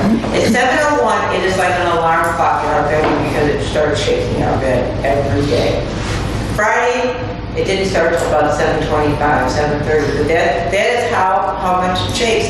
Down in the basement, we have a shelf where we have like a lot of the kids' beach things and this and that. I came down the basement the one day, it was just so bad. I went down the basement, they were all on the floor.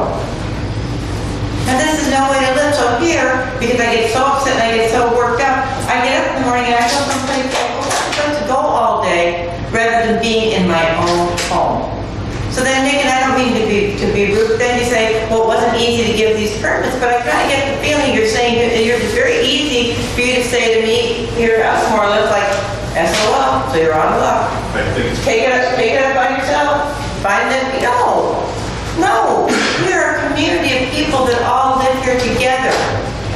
And what you do for them, you need to be doing something for all of us. And the thing that I get so upset that I'm even driving out of Long Beach crying one morning thinking, and all these people are in their other homes having a very peaceful, nice day. And I'm here in my primary home driving into town crying because I'm just becoming so unnerved when I'm sitting there. And for some reason, there's some rooms you shake more than you shake in the others. That is no way for a person to live their life, especially in retirement. You work hard for 60-some years, I teach school, and now I want to be home in retirement, and I can't because I just feel like I'm in a drum. You said you thought it was more like a freight train. I would compare it more like a helicopter right over your house, and it goes on from 7 in the morning till 5 at night, day in and day out. And you said the permits weren't easy to get, but boy, you don't seem to have a problem telling us like, well, that's just kind of like out of luck. Whatever you do, don't dare say anything that maybe we would sue you. We don't sue. These people sue to get their way. These people throw their money around and say, hey, if you don't give us what we want, we're going to. I went to bed one night thinking, okay, if I won the lottery, I'd get a really good lawyer, and that lawyer might find something that I could sue, and maybe the town would listen to me. Which is sad, but these are the crazy thoughts that start coming into your head when you sit in a house that shakes every day. And you have no idea when it's going to end either, because they can't give you a timetable when it's going to end. Where is the fairness? That's all I'm saying. Just where is the fairness? There is no fairness. That's really, Tom said, well, I said, Tom, where are we even going? They're just pacifying us by saying, come to a meeting, express your displeasure, and then be on your way. And that's just how I feel. And truthfully, I don't know what to do about it. I just don't know what to do. That's all I got. Thank you. Tom, you had Other comments? question? Well, if we can get to other comments, we can come back. Any other comments or questions here? Yeah. Yeah. Name and address. Thank you. Stop 29. You know, I've listened to this and I've listened to what everybody has to say. I've lived here and I am a resident since the 80s. My home was built in 1927. It's on the lake. And the people that live on the lake, not all of them are rich. Not all of them have the same outlook that a lot of people in this town have. But I learned a lot. I grew up in Chicago. And I learned that you help your neighbors. And that means that if you have to sacrifice a little bit, but they're gonna lose their home, you do it. Larry's out there busting his hump, and he's not thinking about a crack in somebody's ceiling 2 blocks away. He's thinking about the houses that may fall in the lake. And I agree with him. I think that maybe that's the way you should look at things. You're supposed to help your neighbors, not look for some way to colorize them or vend them. Don't buy them. And I really don't understand it. Because if they were driving sheep piling next door to me, I've got 6 lots in the lake. And it was vibrating my house, so be it. You know, that's a fact of life. You know, not everything is going to be the way you want it. Being self-serving doesn't work. It works in the short term, but not in the long term. And I just don't understand it. I don't understand how, you know, when you have certain people, and the town's done a lot of things wrong. You know, they've had seawall ordinances that don't work. They put all kinds of barriers up to speed bumps. But now they found out that boulders and beach grass doesn't hold back that lake. And that lake is destructive. And this isn't the first time it's taken out Lake Shore Drive. And it's not the first time it's going to happen. It's going to happen again. Happened in Beverly Shores, happened in Grand Beach. I got pictures from the 50s and the 30s where it took out Lake Shore Drive. So this is nothing new. But to stand there and say, gee whiz, you know, I went down my basement and I found all my stuff on the floor. So be it. Or I got a crack in my ceiling. You know, not a big deal. It's not life-threatening, but there's people that their life savings are tied up in these homes. They didn't come out here and invest in Long Beach because they wanted to, you know, show people up. They also were retired. You know, my seawall is holding. It was built back in 1935. I got a double seawall. I also, when I bought the house, the drywall was down by the lake. I put it in the front yard. I pumped up to the front yard. So my septic is a good 100 feet from the lake. No big deal. I've done engineering all my life. And I've got a lot of erosion on my lot. And when I went for emergency work, and I did this December 30th, I talked to Pete Bivens. He told me that they were not going to include my property in their emergency work. And that I would have to go through this long convoluted process to do any seawall work. And that was on the vacant lots. Well, they eroded it halfway. So what? You know, and they could have rode all the way to the Lake Shore Drive. But if that's the way it is, that's the way it is. But I just can't see all this bickering over nothing. I think that it'd be a lot better off if everybody just banded together and tried to help out their neighbors instead of trying to take advantage of them. I mean, that's all I gotta say. I just don't understand it. Any other comments? Just a quick engineering question. I think that's what this is. It's kind of a hybrid about the septic and erosion on the road. I understood that Lakeshore Drive was at risk of erosion and collapse of parts. Is that correct? Yep. How is that going to affect the proposed sewer system that I also understand is going to go down Lakeshore Drive? Is that going to be at any risk in the future? Good question. That makes sense?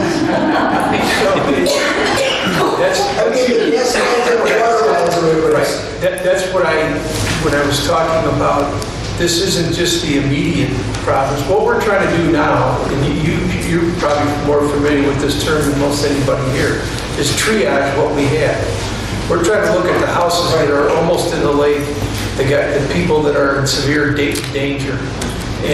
But ultimately, it's how are you going to protect the road, and how are you going to keep the utilities there, and how are you going to maintain the streets so that everybody in the town can traverse that road. The inconvenience, it's easy to look at because everybody knows it. It's, you know, years ago you could drive right from all the way down and go into Grand Beach. Well, if you take a big chunk out of 21 to 23, You know, all the infrastructure has to be moved. So that's part of what we're considering, not what we're considering, but what we're looking at. What's the best way to maintain the public access at stop 21 and stop 23? So that we don't have to, stop 22 has the old WPA wall there. So that erosion stop, as Tommy said, that's what goes down from a little bit, I don't know, 4 houses west of stop 22. That goes down and stops at Moran's house. And then it comes around Moran's, and then it goes back down the original seawall at Dr. Scholl's house, and then it continues down in front of, down where the bike stops at the pumping station. Then it picks up again in a few stops and goes down. Why there's those holes in it, I don't know. And one of Tommy's questions was, the WPA wall was sufficient when it was driven. And I mean, anybody who's lived here for any length of time knows that that wall has never failed. What Mr. Boyce is talking about, his wall, that's the same wall. That's the same wall that was put in the 30s. And there are problems. Some of them have bows, but that's not in the, in the triad. That's not something, nobody's house is going in. So we're trying to look at that, but that has to be thought about when, and I'm not going to put Bruce on the spot, but that's what Woodruff does their forte is sewer work. So, they have to consider that when they're doing the work, what's going to happen. But we have to consider as the town, how are we going to protect stop 22 and stop 23? Do we drive steel sheet piling? Do we put in rock revetments? So are you identifying at-risk stops for where there might be erosion causing collapse of Lakeshore Drive? Is that the idea? You're identifying and you're mitigating the risk by putting in various things? Or am I just kind of looking at the future too far about the worry about putting sewers in? No, that's a viable, that's something that has to be considered. Yeah. And that's what you have to rely on, and nothing against engineers, but that's what you have to rely on, people that have experience in this locale as to what happens and how do we prevent this from being a problem. And, up until 2 weeks before Halloween of this last year, we didn't know about any of this. Right. That's like Mr. Dean's concern too about having looked at all the other options. I've listened to the sewer idea. I understand about the pump and haul, and there aren't going to be any new permits going up until we get sewers in and put into the health department.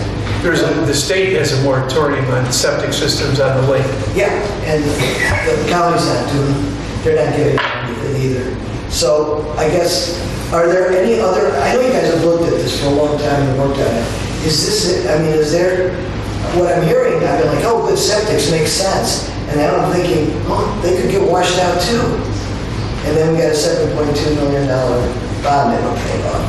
I don't mean to create problems where there aren't any. I was just worried about the erosion on the proposed. That's what we're trying to prevent. We're trying to prevent Lakeshore Drive from being in jeopardy. Yeah.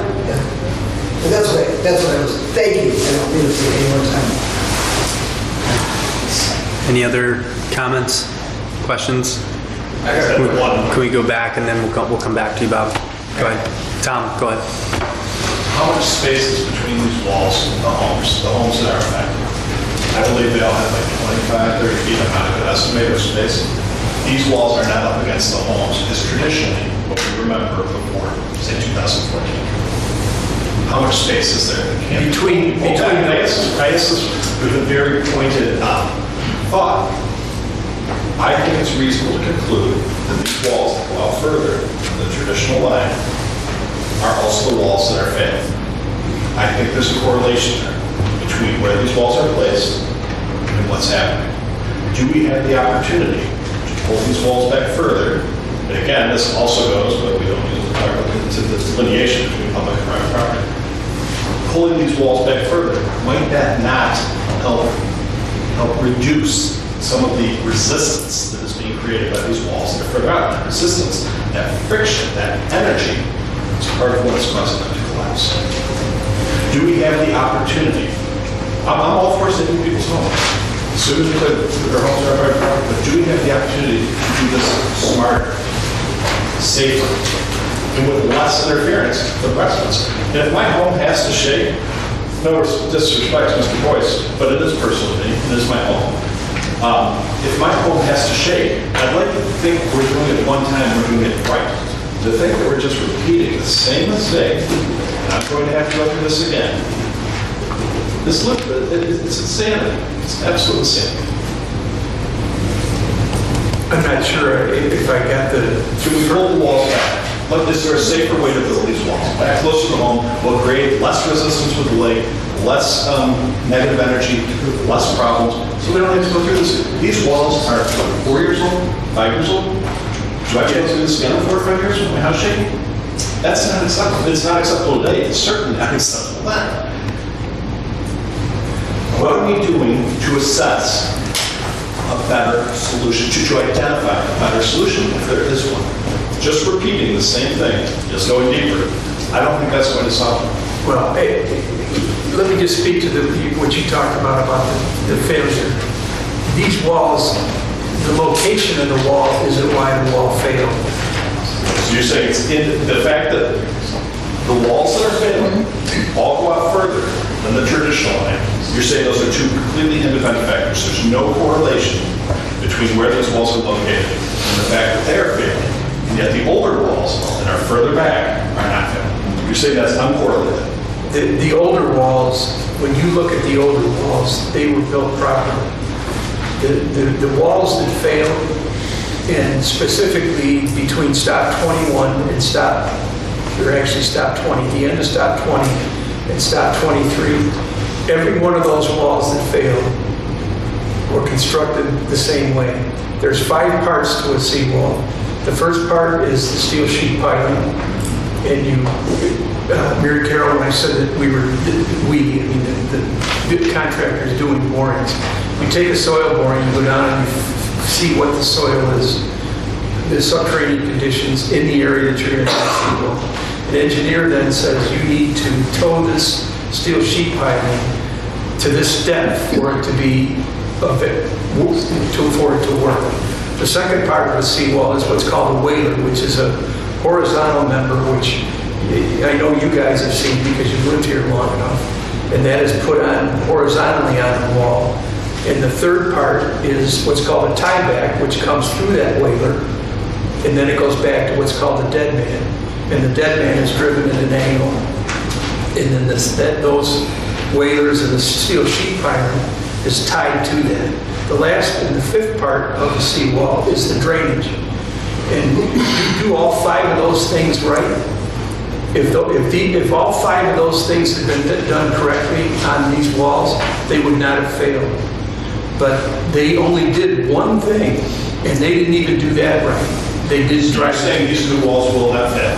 Pardon me? You're saying these new replacement walls will not fail? No, I'm not saying that. I'm saying with current conditions and what the engineers are saying currently is this is what you have to do now.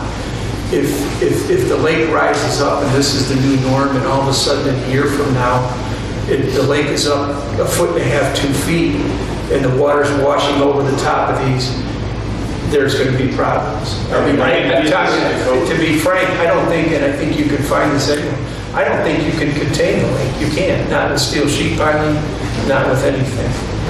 Yeah. But with today's technology, this is what the engineers are telling the contractors to do. Yeah.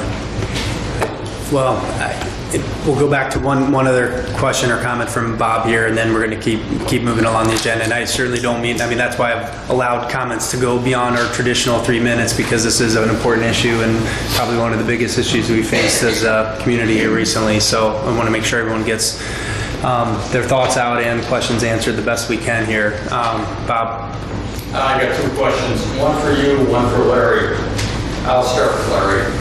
Larry, you know what the ordinance is with the town, saying that the seawall can be no farther out than 5 foot from the foundation of the house, which I kind of think is ridiculous because you can't put tiebacks on it. So saying that, it's almost like a recipe for failure.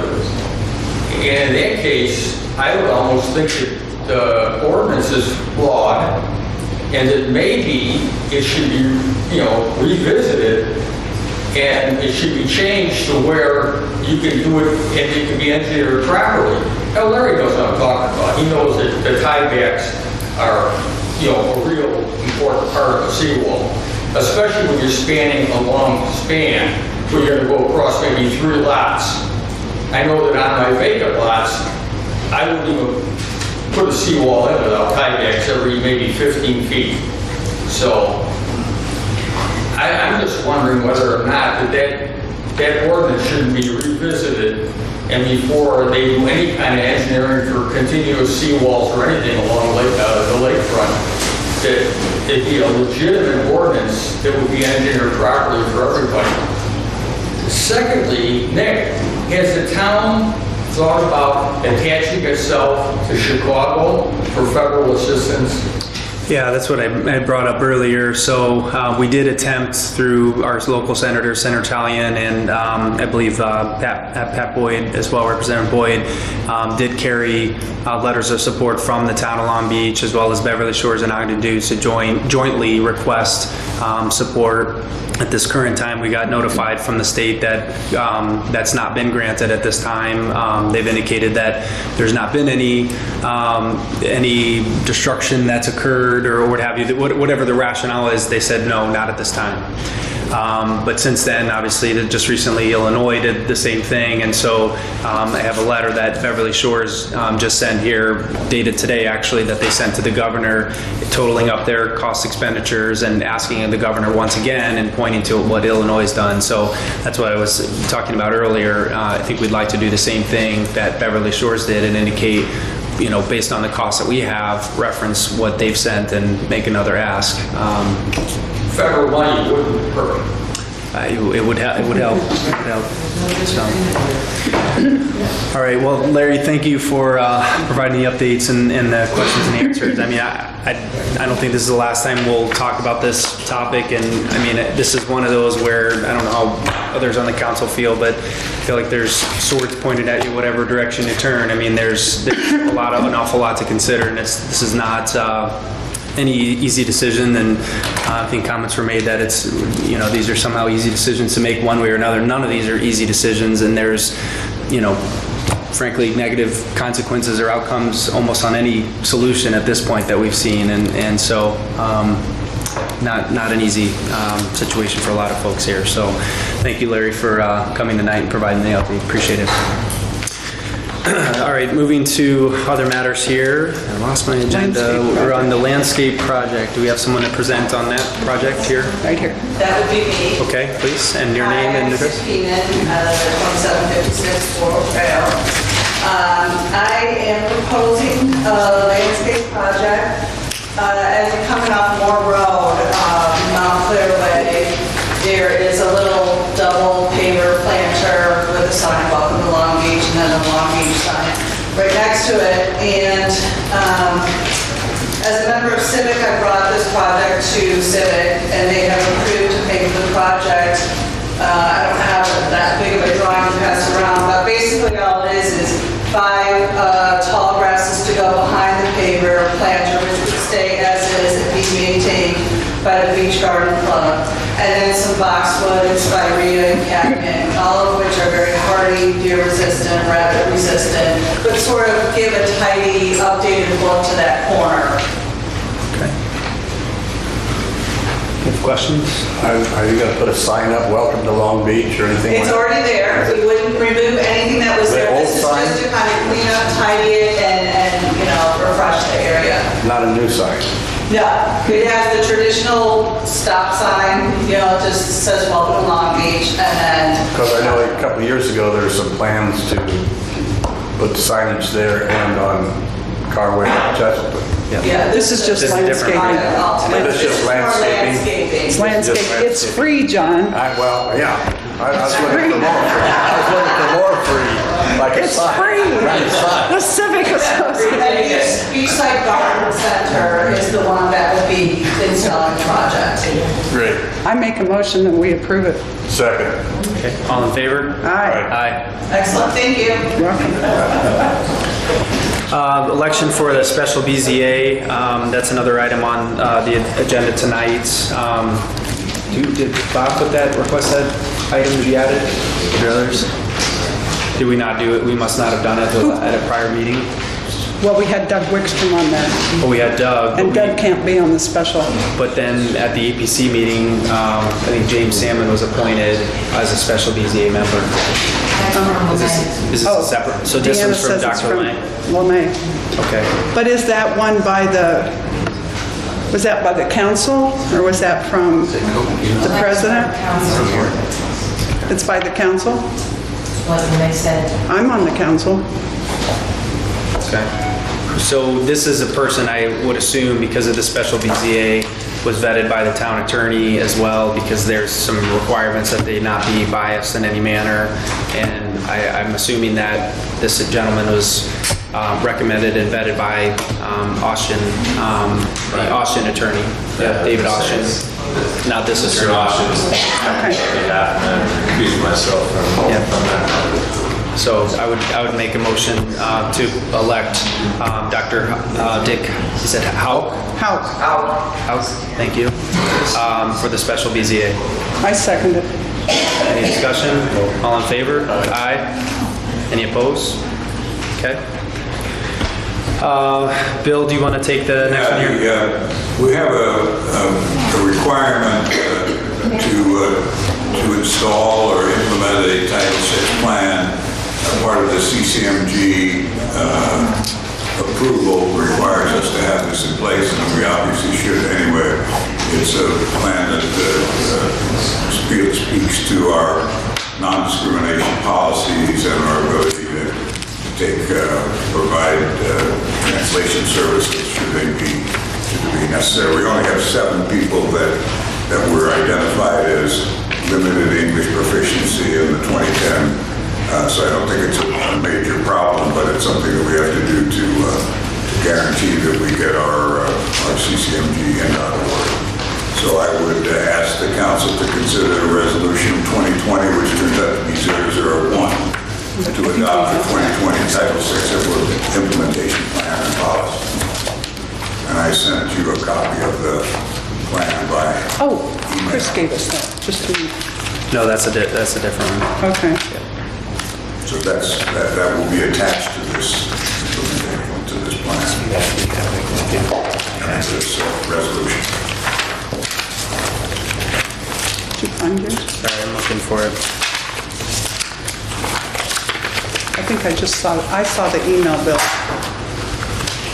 Oh, here it is. You're looking out, whereas the town of Long Beach, LaPorte County, Indiana will continue policies of non-discrimination and service to all of its residents, employees, volunteers, and visitors. Whereas the town of Long Beach will support all codes, laws, regulations of the United States government and the government of the state of Indiana.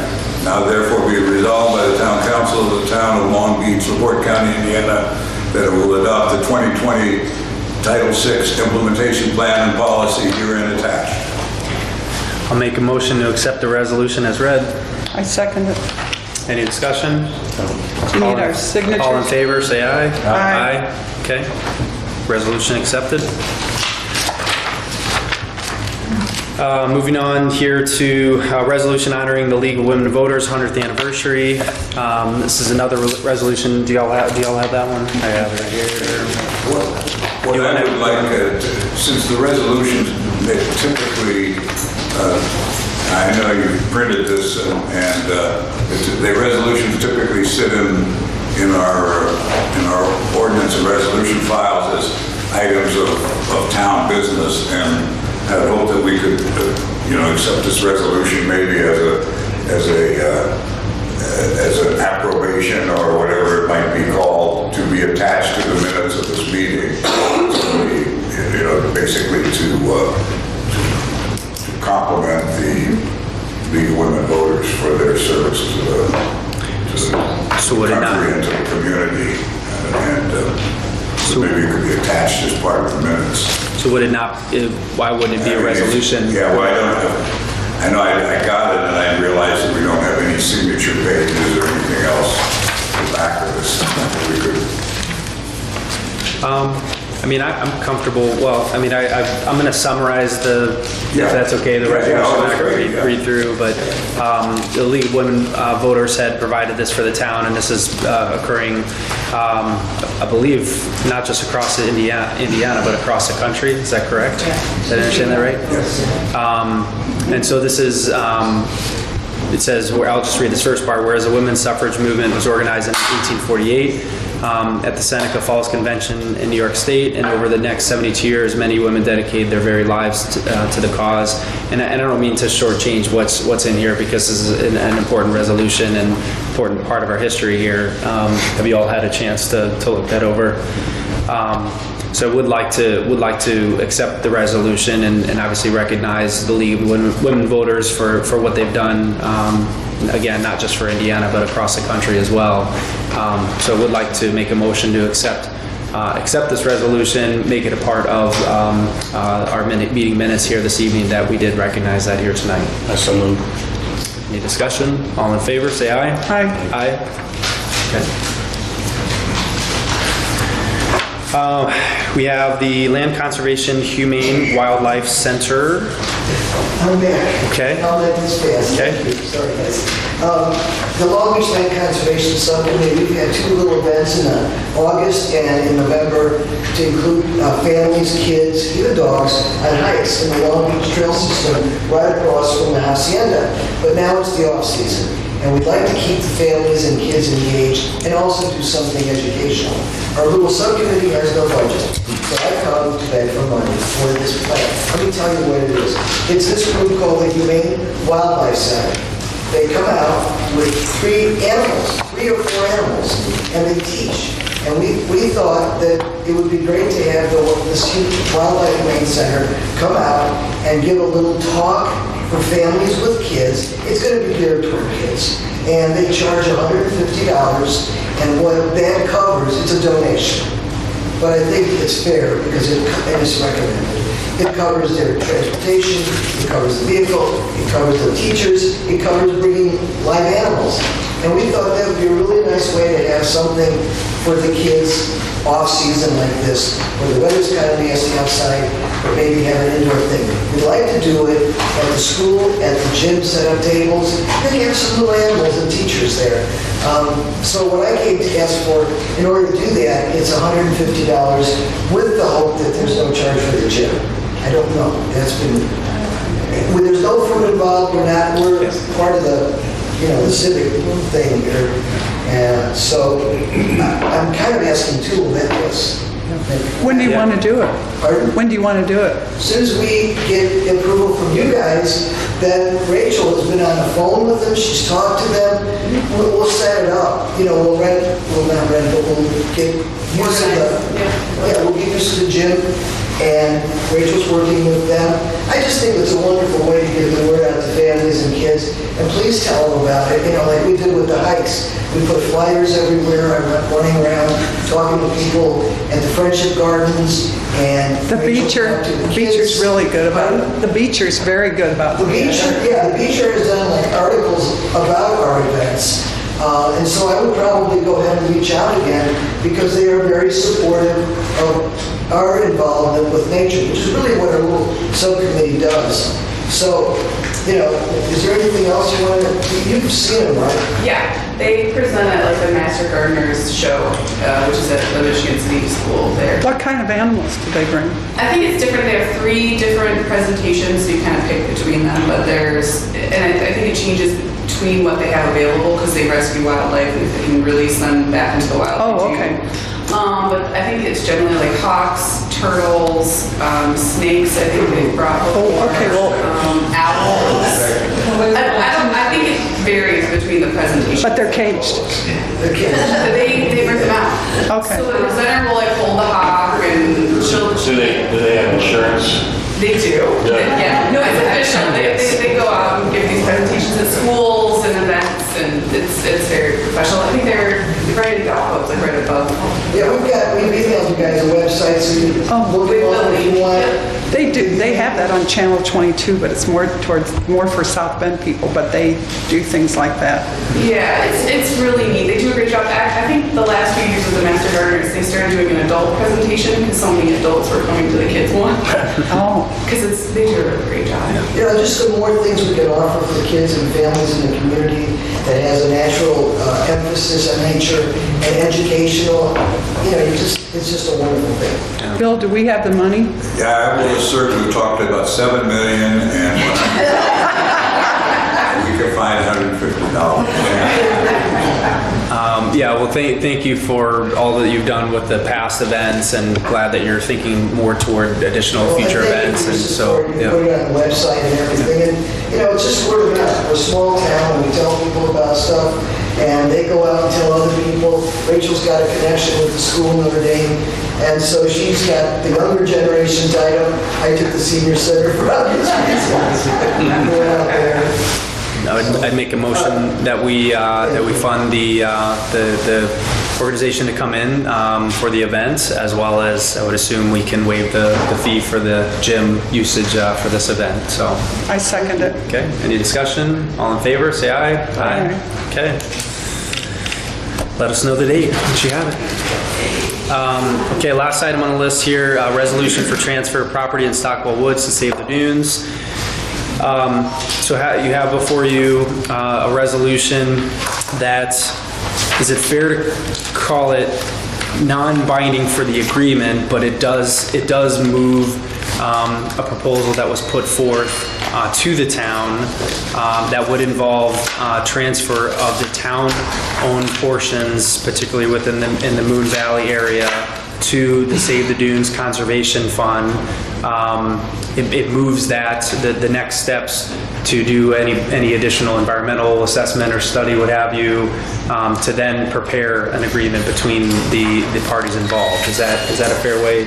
It does. It authorizes, and if you have any changes, if you're inclined to entertain it or approve it, but it really memorializes decision made and vote at the end of 2019 by the makeup of that council, as I've subsequently learned and thought that was moving forward on Save the Dunes, and as they communicated then, they needed a commitment from the town, and before they were going to move forward with their big hurdle, which is doing a phase 1 environmental, they needed that commitment. I think at least some of us were under the understanding that vote at the end of 2019 sufficed. It did not. They wanted to see it in writing. Okay. So that's essentially what that does. It does authorize, by virtue of the language in that resolution, town council president to execute documents going forward.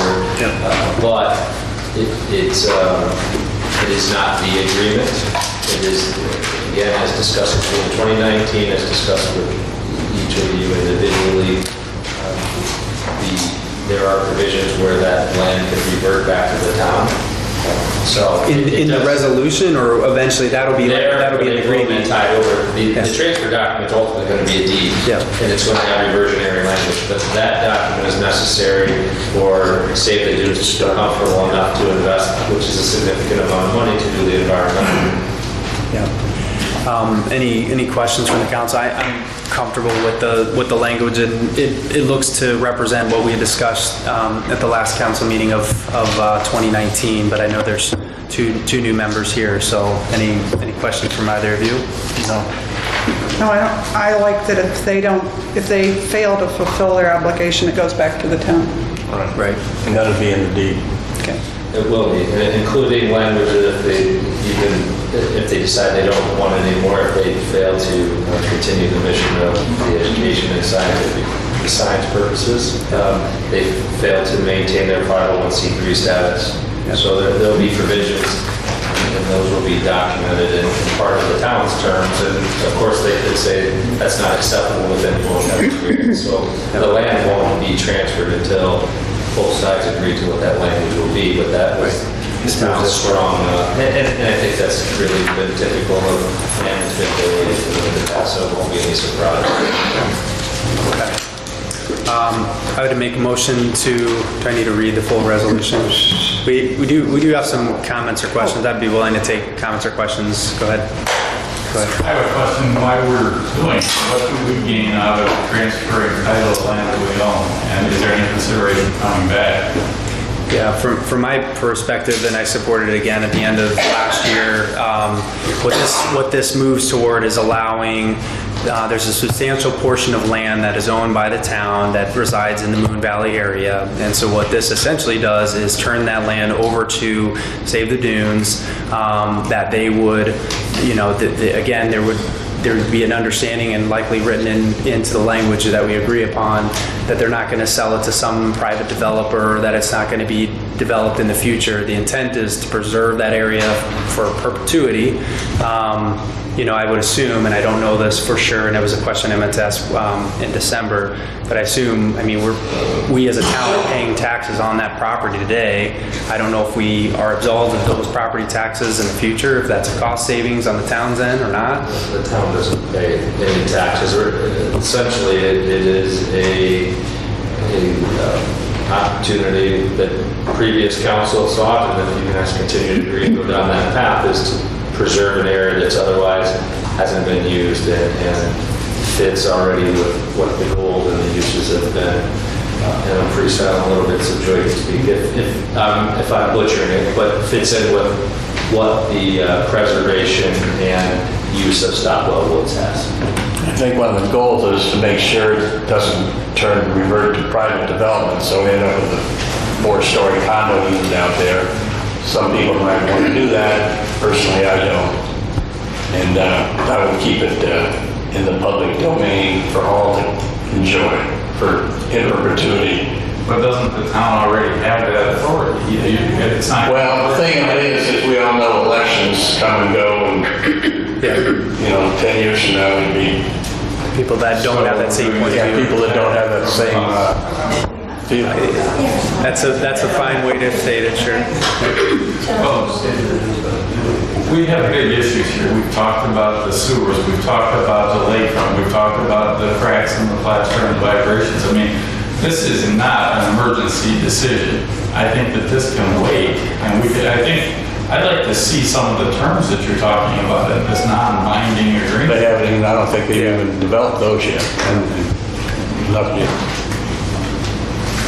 Any other question, comment? Joy. George Smith, 1607 Owens Court. The reason they're doing it is because we can combine the Moon Valley property from Long Beach with Stockwell Woods, which will make one piece of property from 13 acres to 38 acres.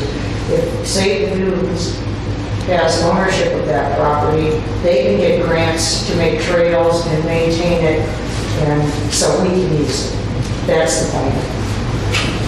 Again, this is not an emergency decision. I think that this is something, all of that information should be put on the website or distributed to the town residents, and we can make an informed decision. Yeah, certainly when that time comes, we don't have an agreement. So this is a resolution to show the town's commitment and interest to move this to the next phase, of which is to do an assessment of the environmental assessment of the property, something that's required on Save the Dunes end. And I would think, I don't know when that's going to be exactly, or when we'll get something back from those organizations, but certainly happy to discuss what those terms look like, and so others can see that. But yeah, I have an interest in pushing this to the next level. But you're saying we're not bound by anything. They can do a phase 1 environmental, and if we still decide not to go forward, we don't go forward. Chris, I'll defer to you on that. If phase 1 is negative, they won't take it. No, but if they want it after they do a phase 1, we can still say no. Oh yeah. Well, ultimately, I do think that it's the commitment that the previous administration made, and I just say as the 2019 council made to enter and transfer this land. This is memorializing that the town is making some commitment in good faith. Is it binding? I would say no. There isn't an agreement that is signed or a transfer document for the town to transfer that property. but it is a sign of good faith. This is what has been asked for by Save the Dunes before they spend a lot of money to do the fish, which we're familiar with the cost of those, but there isn't an agreement in place. Is there an estimate, maybe an estimate of what they would have to spend for the environmental study? I don't know the answer to that, but I mean, the expense on the town's end obviously is, utilization of legal counsel to review those documents when it comes to that point in time, but there's not an expenditure at this point for the town's end. Have you talked to them if they believe it's non-binding? It strikes me if they didn't like the last agreement and they're saying they want something in writing so that they can move forward, that they think it's binding. If they do the phase one and they want the property, we're moving pretty fast towards transferring. For no consideration. Okay. Yep. Melanie? Yeah, I'm Melanie Hoppy. I'm 1604 Oaks Court. I'm also president of Save the Dunes. So we just need the agreement that happened in December. We need that in writing so that we can go forward with this environmental study. So that's what we're looking for. I haven't been provided with the agreement from December. Is it binding if it goes forward? I think we're in good faith if we're going to put money towards an environmental study that it will go forward. As long as we all agree on the terms. Yeah, I mean. And what Long Beach wanted is that Save the Dunes we have our resolution using the same language that the town is using. Yeah. Thank you. Yeah, again, and this will be a council decision here on this resolution, but again, for me, and I think as Mr. Coker stated, the opportunity to have, this property that is currently owned by the town, that we have a land conservation committee that does a nice job, and we've had some Boy Scouts come in and clear trails and try to maintain it as best we can, but, there is legitimate interest from developers that are interested in that area in general, and I think, we've seen in our comprehensive plan results that residents want to protect public spaces and open spaces. And to me, I personally am interested in preserving that land for perpetuity so that if I'm not in the council or any of us aren't in the council who aren't interested in that and somebody wants to have future development there, they may be more willing to give up that land to someone else. And I personally don't want to see that. So, but just for clarity too, this resolution is giving authority to move forward with that based on that decision. So it's as binding as it gets without being binding to address your concern. And I generally try not to speak directly because I answer to you. But to be clear so that there's transparency here, this does mirror the decision made at the end of the year. This does go down the path of permitting the town to continue and to finalize that agreement and authorizes to effectuate that transfer. Pending the results of the environmental and assuming that comes back. So the final terms as to what that looks like and most importantly the reversionary terms of when that would come back to the town if somehow Save the Dunes either fails in its mission or no longer carries the torch for that mission. That's really what's at discussion because the town has committed and this is the next step in that. Yeah, Mr. Boyce? I got a couple of questions. One, how big is that parcel of property? You have the exact number. What's the acreage of that? Oh, I've got it right here. Oh, does it say in here? It says it right in here. It's on certain parcels of land referred to identified and gives the parcel ID approximately 13.253 acres more or less. And then another parcel approximately 6.831. And then the last parcel is 4.5626 acres more or less. 24 and a half roughly acres. So that's a pretty valuable piece of property. Mm-hmm. What would happen? I'm just going to play devil's advocate here. What would happen to the property if Save the Dunes ceases to exist? Comes back to the town. Revert back to the town. That's part of the agreement. Comes back to the town. Comes back to the town. That'll be in the documents. It's in here. It says that. It'll be in the deed. It'll be in the deed, which is most important, is the reversionary provisions, and they're not final. So, but a few of the main provisions are that if they cease to exist, if they cease to continue their missions, which is the public use and use for educational purposes and science, if they fail to do that, if they fail to maintain their 501c3 status, if they fail to exist, they file bankruptcy, all of those terms, they revert of an action. The reason I brought it up is because we see what happened to the street at Stop 18. I don't know what that means, so. Well, there was a deed restriction. That was a deed restriction. It was dedicated as a highway from the Long Beach Covenant. We're not going to get into the semantics of that, that's a legal argument. It has nothing to- Mr. Boyce, you had any other questions? You said you had a couple. Is that it? I have a question. Okay, then we'll make this the last one.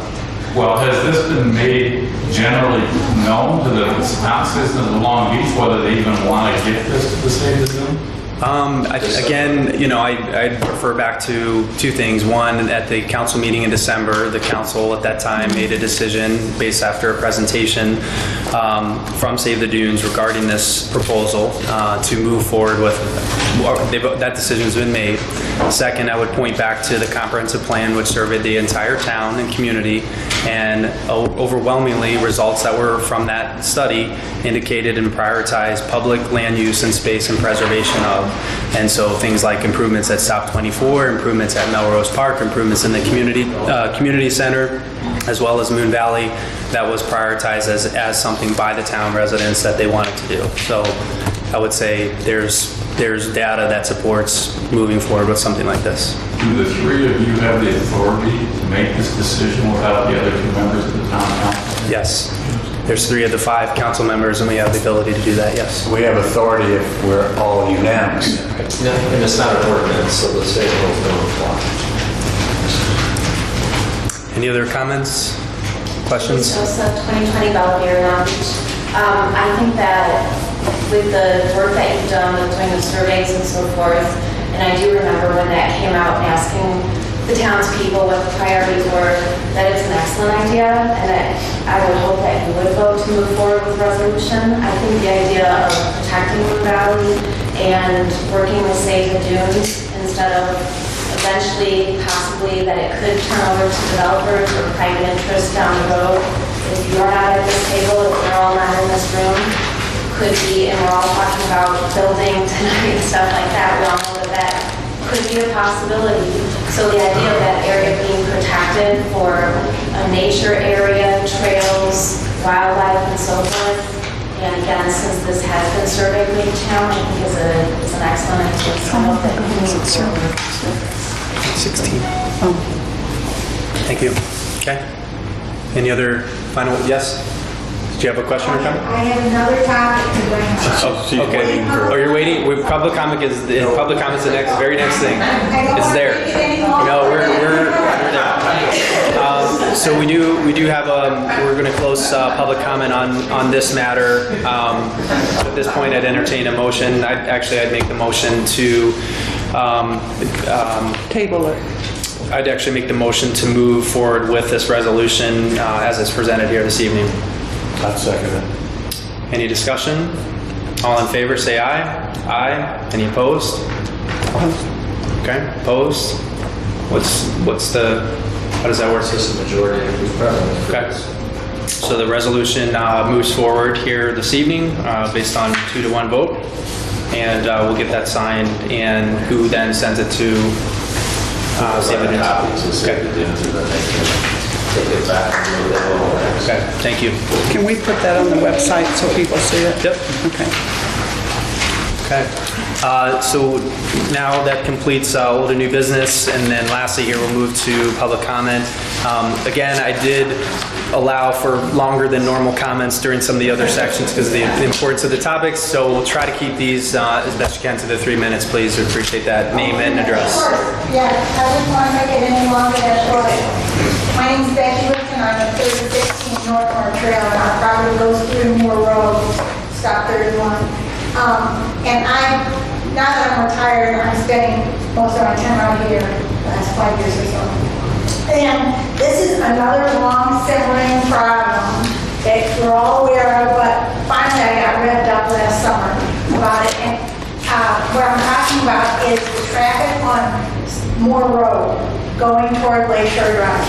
We live at the bottom of the second dune there, where Westgate makes a T into Moore Road. And every summer, my heart stops about 25 times because of the traffic.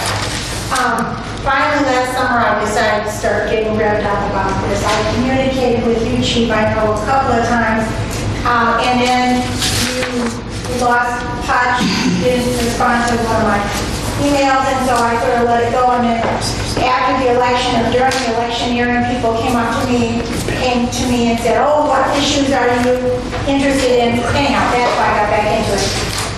Real quickly, there are several important reasons why we need to calm traffic on Moore Road. And I'm coming today with a couple of suggestions for passive methods rather than increased police patrols. Because passive methods will function 24/7. And those include speed humps or speed tables or speed cushions, not speed bumps, which can damage cars. But all three of those alternatives, humps which are wider, tables which are wider than that, and speed cushions which are even wider than that. All those interventions can be removed during the winter time if necessary to facilitate snow plowing. So they can be done. They don't have to be permanent. Okay, sorry, to go back. The reasons that we need this. People, large families with kids, walk along Moore Road. There's no sidewalks or anything like that. In the summertime, there's a lot more traffic. And these days, particularly not here in Long Beach, although that might not be quite true, but in Sherland Hills and Dunedin Beach, more and more people are renting out their houses as Airbnbs or whatever. We're getting these big parties with more irresponsible drivers and a lot more families with kids. And it's just getting worse and worse and worse. And now that the other stops are getting washed out, the beach at Stop 31, at least so far, there's actually a beach there still. So it's gonna get worse, not better. Okay, so I just got a catalog from one company, and there's a million companies that have these. I'm gonna leave this to you guys, if it's okay. Another passive method is the use of these radar indicators of speed. And you can get them with a solar panel, so you don't have to electrify. I don't know if anybody remembers last end of the summer, in the fall, Michigan City put one of these radar detectors on Moore Road there, up by where you want to do the garden, on the Michigan City side, and that seemed to slow things down a little bit. But anyhow, these interventions, these speed tables, speed bumps, they slow traffic to 15 to 20 miles an hour. And we know the closest speed limit there is 25 miles an hour, and more people than adhere break that. So anyhow, this is a picture of the kind of thing I'm talking about. These run based on size, and again, this is just one company, somewhere between $3,200 and $4,200. These speed humps are going to be in the area, or speed cushions. And again, this is just one company. There's a million sources. They run retail somewhere between $1,200 to, I think, about $5,000, depending on how fancy you want to make it. And again, they're removable. I know, Chief, you said that you had increased patrols at one point, but again, officers can't be there 24/7. And I would really urge people to start thinking about an intervention before this summer, because it's going to be really bad this summer, especially with the beach days washed out. So I think, excuse me, one more. Sure. Hopefully it's not 2 minutes. Okay? Barriers. There are barriers to these interventions. One would be the objection that it's a shared jurisdiction on Moore Road. One side Michigan City, the other side Long Beach. But Gene Simmons, who's the Ward 6 councilman for that side, he's very interested in this. In fact, he's the one that had that thing, that radar speed indicator put up last summer. So and my neighbors on the other side of the street, they also expressed an interest in organizing around it. So I think that's not going to be an issue. Another place for one of these speed indicators, a good place, would be at the intersection of Lakeshore Drive and Moore Road. Yeah, right there by the beach stop, where people start accelerating, going up the hill toward US 12 again. And that, I think, now that there was that crazy annexation a couple of years ago, I think that's all Long Beach turf now. If I'm not, I don't even want to get into it now. Somehow I think that might be just a Long Beach thing. Anyhow, either speed humps, speed tables, or speed cushions would be good there. Or at least one of these signs. These speed indicator signs. Okay, that's a barrier. The other barrier, of course, is cost. But again, compared to $7-some million, I guess it's not so high. I would be glad to work to try to get a grant from INDOT or, some private charity or something like that. Would Michigan City go half and half? I bet they would. Now, this Gene's, I haven't talked to myself about my neighbors across the way yet, and I think that, either way, it's not going to be a huge, gigantic expense, and it's really going to pay off, I think. There is a sidewalk by Notre Dame, but then it quits, right? Yeah, so that's the other thing. We could install sidewalks. We'll talk about cost. Well, it'd be on the Michigan City side. Yeah, let's see here. Okay, that's about it. You said we could have that? Is that We right? have the book. Okay. You can have, I sent it out in the room. So I would just say that, And again, this is just one company. I just got it off online. I also, if you wouldn't mind. Oh, thank you. Yes. so I would just say that, Again, I was in touch with Bob LeMay. yeah, I'm sorry for thanks. So I was to interrupting. say that perhaps we could talk about this at the next police commission meeting and come up with some suggestion to the town and then come back to the next town council meeting with some thoughts on what you put Okay, together. But okay. could we, is this your contact info here? Okay, That is, great, yeah, thank please you. get in touch. Okay. And again, I was, Well, thank you for doing some research on that too. It's helpful to have. I'd be glad to work on it because I'll tell you what, my heart stops every time I see those families going. Thank you. Comment here? Cheryl Chapman, 29237. I'm here on behalf of League of Women Voters, so thanks to Bill and everybody on the council for saying yes to the resolution. We have a few members here. Wave your hands. We remain in your service if you need more voters forums, voters registration, educational things happening. We always have our lunch and dinners with the League, Golden and the Beach. We have a lot of speakers, men and women can both join. So if you want to be on our mailing list, see me after the meeting. And thanks again for recognizing. Thank you. Thank you. Any other public comments? Yeah, in the back. Oh, go ahead. As a community, I'm going to make this under 1 minute. I feel like we need a call to action. We talked a little bit about the lakefront tonight and so forth. I'm sorry, my name is Julie Sosa, 2020 Belvedere. I'm hoping for an effort with Long Beach to help offset its carbon footprint. Whether we believe in climate crisis or not, the CO2 levels are rising at an exponential rate and Earth's temperature is undeniably rising. We can't only look to help with federal, we also need to look at what we can do here locally to help with this. And as we watch our lakeshore erode and so forth, I had one idea, and I went to the Land Conservation Committee and talked with them last week, and they were very supportive and helpful. But with the tree ordinance that was discussed tonight, hopefully that will keep progressing.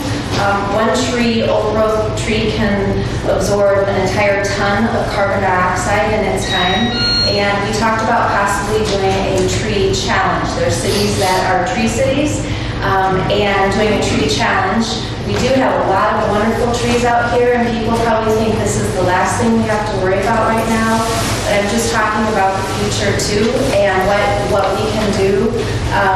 And doing maybe a challenge like 500 trees, there's 1,200 residents, and maybe if every other house went wanted to plant a tree, and this was on private property. If people were interested in signing up, now this might not have to be something that needs council approval, but maybe just possibly support, and just wanted to introduce the idea and have people think about it. It could even be a sign hung up at the community center, and people could just sign up for it on their own. So it wouldn't need monies approved by the town or anything, but just wanted to bring it up. And hopefully there would be support for that. And I also just want to make sure to see that their tree ordinance that they work really hard on does manifest and so forth. Thank you. Okay. I have a quick comment. Thank you very much. This is my first council meeting. Okay, welcome. So I've been on many boards, and I just have one quick suggestion. I noticed that you all have microphones. I would really suggest that you use them. It feels like a closed company because you talk to one another, but not to the audience. Okay. And we're here to listen to you, to hear your comments, and then respond to them. It's very difficult to respond when it's difficult to hear what you're talking about, especially when you're talking like this. And I want to commend Mr. Wall. I wish that you would put him where on the agenda where he really belonged. Not at the very end here, as I was looking about the mitigation. He gave a phenomenal report, and I think he needed to be up front at the top of the agenda so everyone would be engaged in what he was saying, and we would give him appropriate time and the audience appropriate time to speak and react to his report. So I really thank you for your service, but just a few suggestions in the future. So thank you very much, and thank you for the resolution for the League of Women Voters and your comment about the garden club. Here to beautify the community, to make it better, and the trees. And we were desperately engaged and disappointed when so many of them were cut down. And some of the new trees that were planted, I walked around and I was concerned about the company who was planting them. Obviously, they were not trained as to how to plant a tree because they were planting it in the ground with a wire basket around the roots. Those trees, as I said, I stood there and asked them to cut those because we would have lost those trees along that drive here in the park. So again, it's just being watchful and being good neighbors. So thank you once again. Thank you. Any other comments? Close public comments, council comments? Any council comments? I have a, can you hear me, Rima? The only reason I hesitate is sometimes you get the reverberation and everybody screams.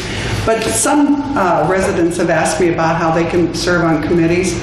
And I kind of wanted to know how we do that. So I'll try to keep it to a minute. But some of the committees are chosen by the president, but he usually takes our input. And others are chosen by the council. And usually you're on for a certain term, sometimes 4 years, sometimes 1. But what I noticed, we have over 1,200 registered voters, and really only 5% of our voters participate in anything. And sometimes you'll get 2 and 3 of the same residents on different committees. So I would like to put that out to other people to sign up or let us know if you want to be on a committee. Any comments? Do you have any comments? No? Okay. Close council comments. Move on to claims approval. Claims approval. Check number 16958 through 17033, totaling $210,234.44. Salaries for January 2020 were $76,240.57. Any questions on the claims? I'll accept the motion to accept the claims. I'll make a motion. Any discussion? All in favor to accept the claims, say aye. Aye. Accept the meeting, motion to adjourn the meeting. I make a motion to adjourn. All in favor, say aye. Aye. Meeting adjourned.